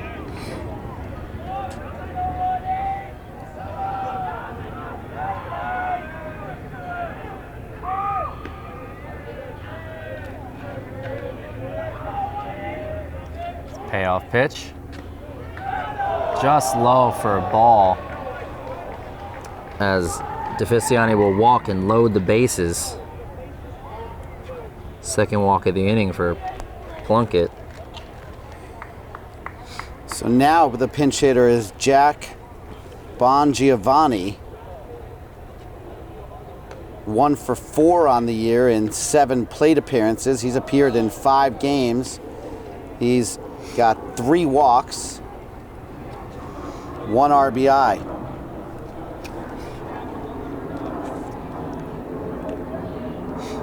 And they'll go to the mound again. Gotta wonder if that was, and it looks like that will have been Plunkett's last batter. And we will be right back after the pitching change on LMC TV Varsity Sports. We're back on LMC TV Varsity Sports. The new pitcher will be Max McLaughlin, who will enter the game with a minuscule .82 ERA in 17 innings pitched and a .94 WHIP. He has been perfect on save opportunities, 4 for 4, and has only allowed 7 hits. So he will come in for relief here against Bongiovanni, the pinch hitter, as that one is in there for a strike. He inherits 3 runners as the bases are loaded. So he inherits 3 runners from Plunkett. That'll close the book on Plunkett in 5 1/3 innings pitched. He gave up 3 earned runs. Swung straight through and missed. Quick 0-2 count here.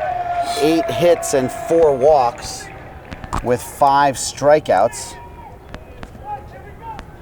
Stranded 4 runners and picked 1 off. That one's in the dirt. 1-2 count.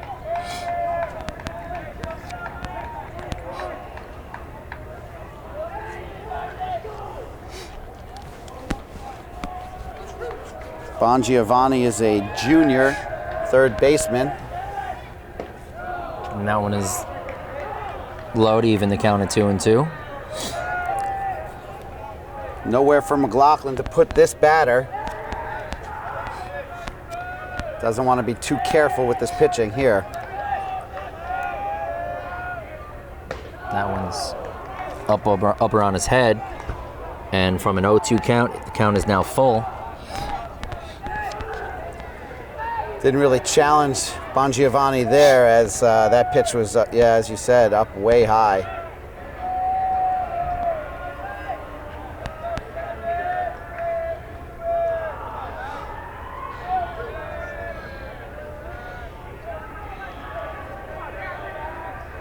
It's the full count pitch, and that's high as well, and he will walk in a run.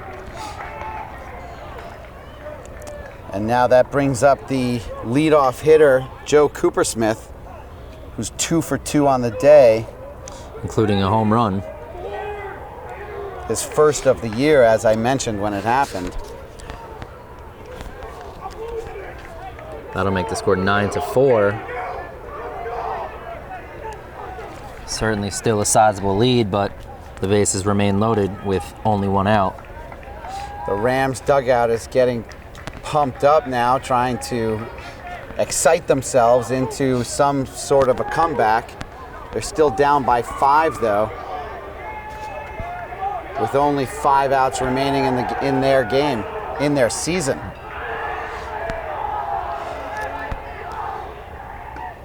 It's taken for a strike. And of course they're probably hoping for a second home run from Coopersmith. That would of course bring them within 1. However likely that may be. Dale comes back in for Bongiovanni as a pinch runner at first base. Sorry about that, Wonderfully Tom. drops in the curve there for a strike, and that's a quick 0-2 count on the leadoff hitter here. And that pitch took a big dive.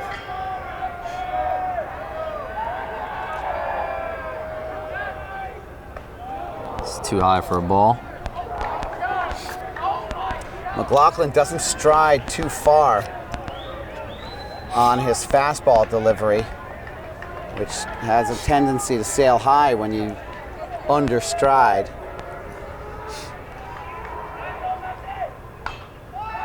Caught him way out ahead of that one, and that's popped straight up to the first baseman, who catches the out.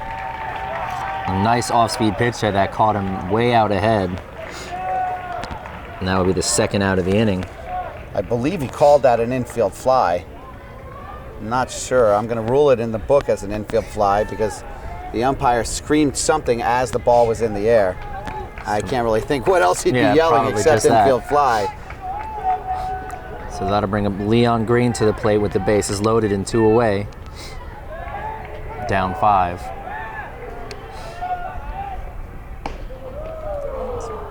Just out of the strike zone for a ball. Leon Green is 1 for 3 on the day. He had that line drive single in his 3rd at bat. Flew out to left field. That one is hit straight to the shortstop, who flips it to second for the 3rd out from his knees, and that'll end the inning. But not before the Rams scored a run on the walk, but nevertheless, we will be back for the 7th inning, the bottom of the 6th inning after this. Welcome back to LMC TV Varsity Sports. We're here in the bottom of the 6th inning as Ethan Renner will lead off for the Tigers. So he looks like he was going to show bunt, but the pitch was nowhere close for a ball.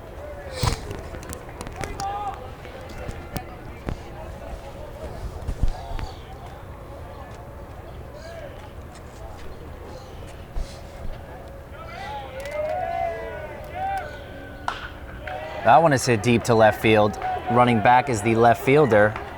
And just the defense picks it up and throws the cutoff man. And Renner gets in there to second with the slide just in time. And that'll be a leadoff double for Renner. So Lewis does stay in the game and will bat now. For Zangini. For Zangini, as Renner slams that line drive off the fence. Looked like it could have another gone 3 out. or 4 feet higher and it would have been over. Yep. So Lewis will step to the plate here. It's too high for a ball. Isaac Lewis wisely wears the Evo shield on his pitching arm as he's just like Renner, a Ricky Henderson batter.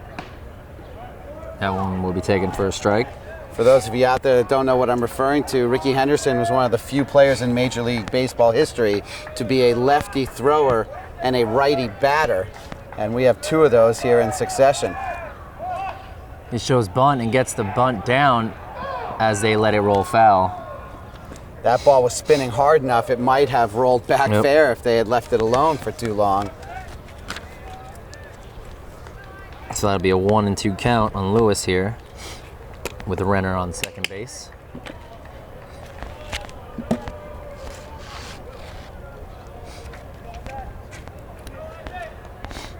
Isaac Lewis has been outstanding all year as a pitcher. As a hitter, he's batting .357 in 17 plate appearances. He's 5 of 14. And that one is hit deep to center on the line drive. That'll score Renner from second as Lewis slides into second with a stand-up double on the line drive to center field, making the lead to 10 runs, 10-4. His first double of the season, the farthest he's run all season. And you can see him take a deep breath now as he triumphantly takes his lead off the second. Bring up Drew Antonelli, takes the first pitch for a ball.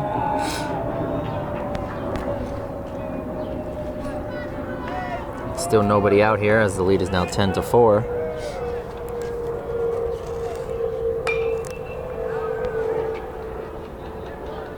And that one is fouled out of play just towards us. Antonelli 1 for 2 on the day. He had that fly ball double in his first at bat, and then the line out all the way to the fence where that left fielder out there, Dale, made a bobbling catch at the fence.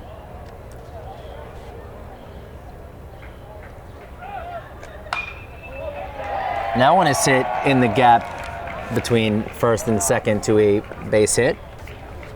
And with still nobody out, there's now runners on the corners. With a 6-run lead, I guess Schiaparelli didn't feel any need to have a pinch runner for Lewis, but he's now going to bring Jesse Harwin in to pinch run for Antonelli at first.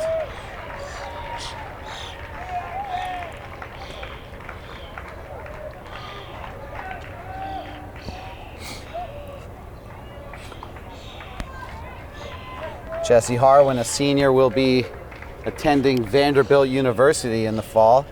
Drew Antonelli, since we're on the topic, will be at Texas Christian University, TCU, the Purple Horned Frogs. Horned Frogs. For those of you out there that are Big 12 fans.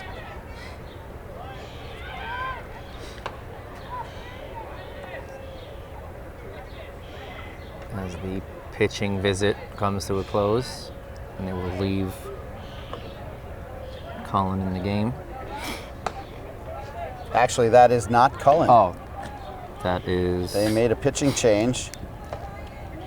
That is Casa, Dan Casa, now in the game for Clarkstown North. Bring up Brian McIntyre to the plate with the runners on the corner and still nobody out. And that one's hit to left field on a line to the left fielder, and that will score a run as Lewis scores from third on the RBI single from McIntyre. And Mamaroneck running away with it now with 2 runs here in the 6th. 3 in the first, nothing in the second, 1 in the third, 2 in the fourth, 3 in the fifth, and now 2 here in the 6th to account for their 11 runs throughout the game. And this is Max McLaughlin. And that's hit down the left field line as well. And that will score yet another run as the throw is...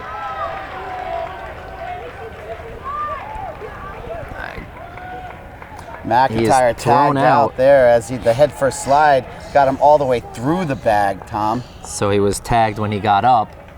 And a heads up play from the third baseman, but another run will score.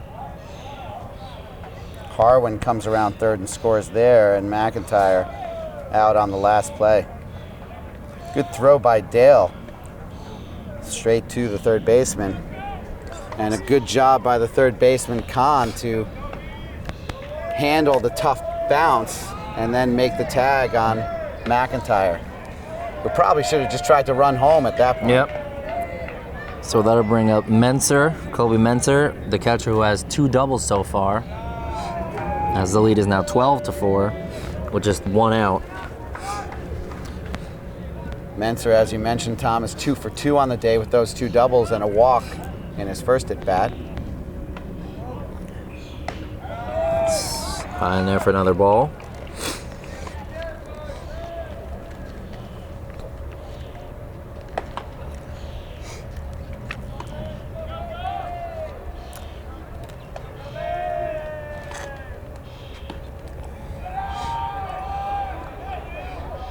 Casa, a hard throwing right-hander. In 11 innings pitched, is a 3.18 ERA. It's a 5'7" junior. That one will be in there for a strike.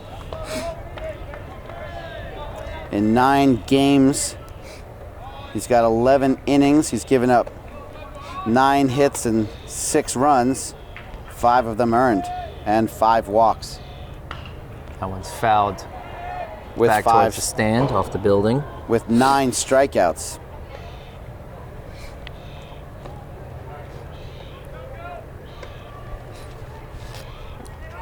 So 2-2 will be the count on Menser. 3-2 now. Oh, 3-2, actually. full count.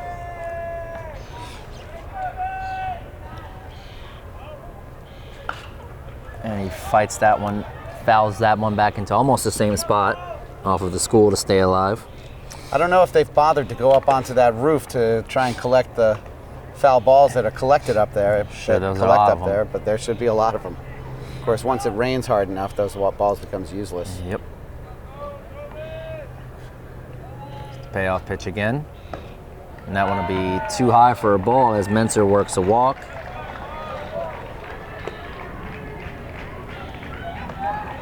So it'll be first and second. Now the pinch hitter is Mark Bacchino, And who a has pinch come up runner with as well. a couple of huge pinch hits.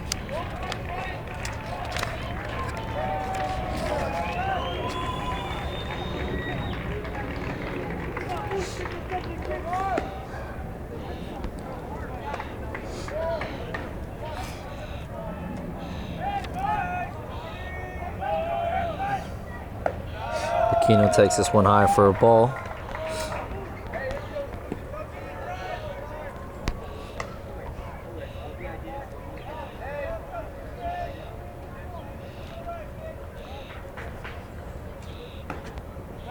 That one will be in there for a strike, 1-1. Still only one away here.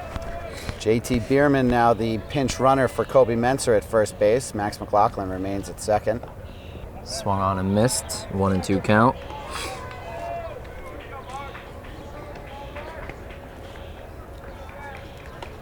Will Sharkazy, the senior right-hander, now in the bullpen.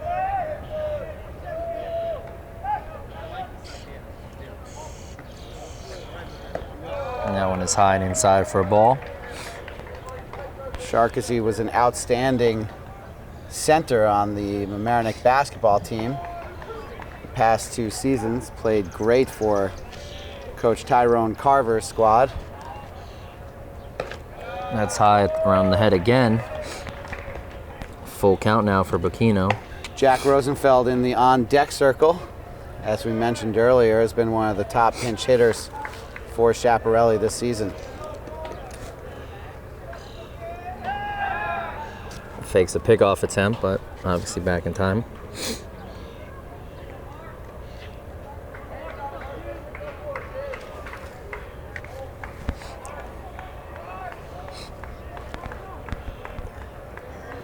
Here's the payoff to Bacchino, and that'll be bounced in the dirt for another walk as Bacchino takes first base.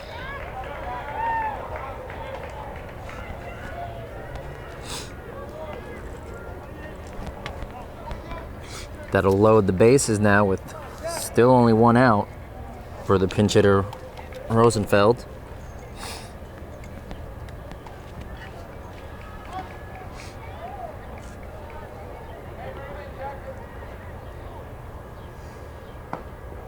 That one's in there for a strike down the pipe.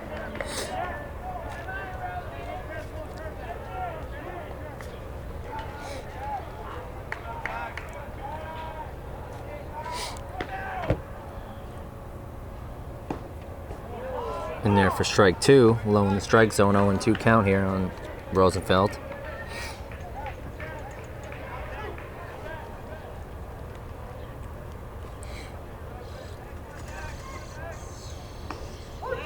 And that one is taken again down the pipe for a strikeout as Rosenfeld goes down looking for the second out of the inning. So now the pinch hitter, Tom, will be Aaron Cox, junior shortstop, batting for Asher Tannenbaum. Swings through that one, just gets a piece of it, 0-1. Eric Anastas is on deck, junior right fielder. No relation. That one's hit on the ground to the second baseman who picks it up and fields it cleanly for the third and final out of the inning. Obviously, I was kidding. That would be my son. Doesn't get the at-bat, but that's okay. So after 6, we will be back for the top of the 7th and the final chance for the Clarkstown Rams to have some type of miracle when we return. So we're at the top of the 7th inning. Steven Astis with Tom Sacco here for LMC Varsity Sports. Mamaroneck up 12-4, looking to put the finishing touches on this one, and it is the senior Will Sharkesy. Bounces the first one, 1-0 to the batter, Will King. Behind the plate for Kobe Menser is the junior Noah Friedman. Matt Adamo stays in at third base for McLaughlin. And the rest of the fielders are the same as they were in the last inning. King fouls that one back, evens the count at 1-1. It's been a fantastic day here at Manchester Field. Mamaroneck has had a commanding lead for most of the game. King fouls that one off, and Lewis looks like he may have room, and does, over the fence, makes a fantastic grab of the foul ball. First out of the inning is a special one for the lefty first baseman. One away here in the top of the 7th. It's not often you see a fence climbing catch on a foul ball, but it's a great effort and a great catch. We were commenting a couple days ago, some of the team parents, that there is no yellow safety piping around the field. I think that would have prevented Lewis from getting to that ball, as Sharkesy brushes Savadoff back on that first fastball inside, 1-0. Similar to the catch Lewis made against Somerville High School, as Sharkesy blows that one by Savadoff. Lewis was the starting pitcher against Somerville and pitched 6 2/3 innings, came out for McLaughlin and moved over to first base, and McLaughlin induced a pop fly foul that Lewis caught to finish the game. Great pitch there, gets him swinging and missing again. So in that game, Lewis essentially had another complete game, in that he has 4 complete games on the season, and that one where he went 6 2/3 inning, but he got the last out of the game. So Will Sharkesy coming back to the Mamaroneck baseball program after a 4-year layoff to concentrate on basketball. Gets him swinging. Friedman gets to the ball, fires down to first. Oh, and does not get the out as he throws the ball in the dirt to Lewis, and Lewis just unable to come up with the catch. So reaches first on the wild pitch. And now at the plate will be John Finnan, the first baseman. Pinch runner will be number 25. I believe that must be a sophomore call-up. I'm just going to leave Savadoff there for the book. Fires a strike down the pipe, 0-1. They haven't really been able to, the few batters we've seen, even touch his fastball so far, as he's been blowing it right by the bats. Fouls that one into foul territory. Adamo there for the catch. And 2 foul pop fly outs. Caught by the first and now third baseman. And the senior co-captain Adamo with his first put out of the game.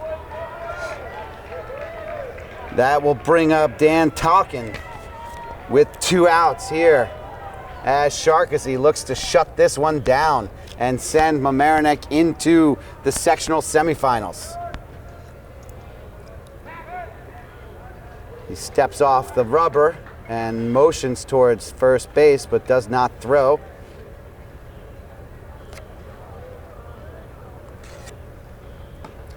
Big swing and a big miss for the right fielder.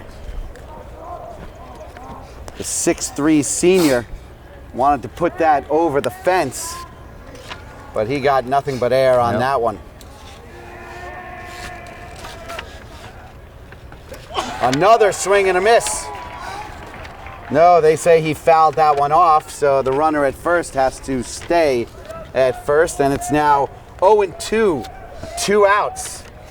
Shark, is he looking to finish it off? Sorry, Tom. No, I mean, you I was just going to say down to their final strike, and Sharkazy has been doing a great job with that fastball so far. He bounced the first one about 48 feet, and now he gets the last out, and that will wrap it up. Mamaroneck victorious, 12-4 is the final here at Manchester Field. The winning pitcher is, of course, Thomas Plunkett, and a bevy of hitters for Mamaroneck wrap this one up and send them into the semis. We will find out who their opponent will be, but for now, they move on.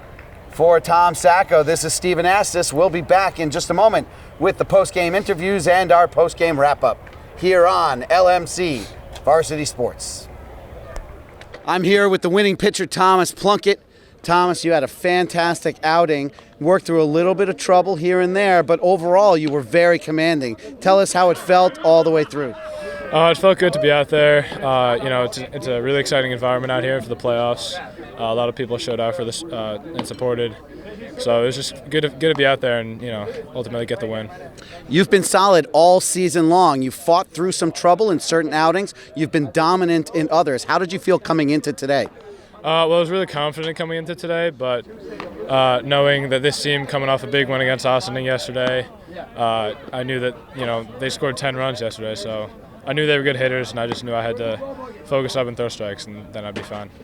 How do you feel now moving forward? How's the arm feel? How do you feel about the team and your chances? Yeah, the arm's good. I think we got as good a shot as anyone in this thing. So if we can keep winning, pitchers throw strikes, defense, play solid defense, and we keep hitting like this, we'll be good. Welcome to LMC TV Varsity Sports. I'm Tom Sacco here with Coach Chaparelli.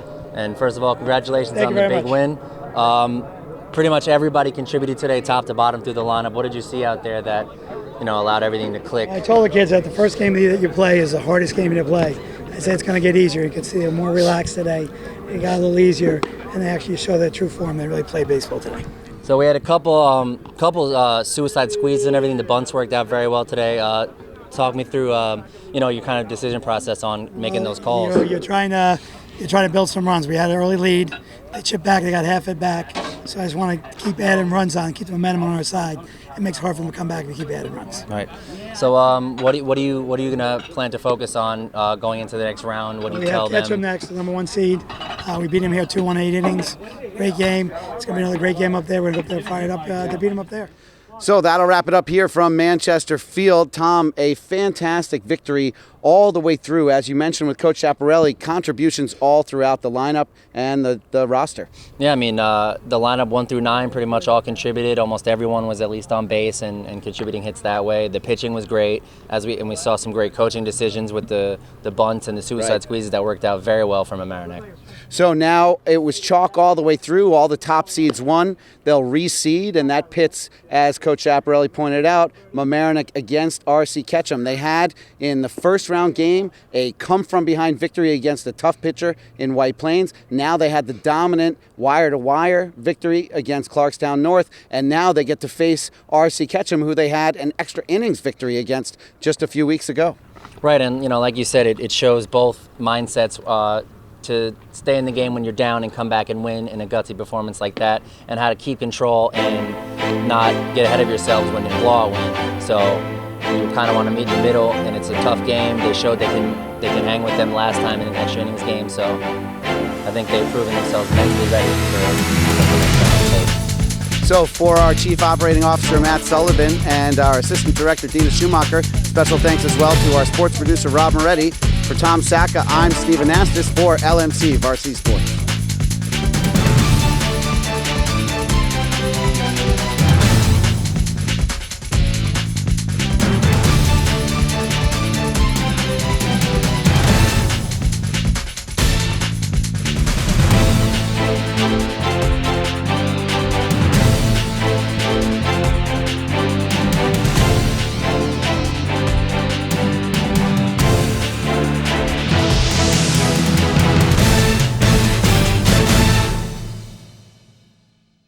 If you are interested in sponsoring this or other programs on LMC TV, contact us for more information.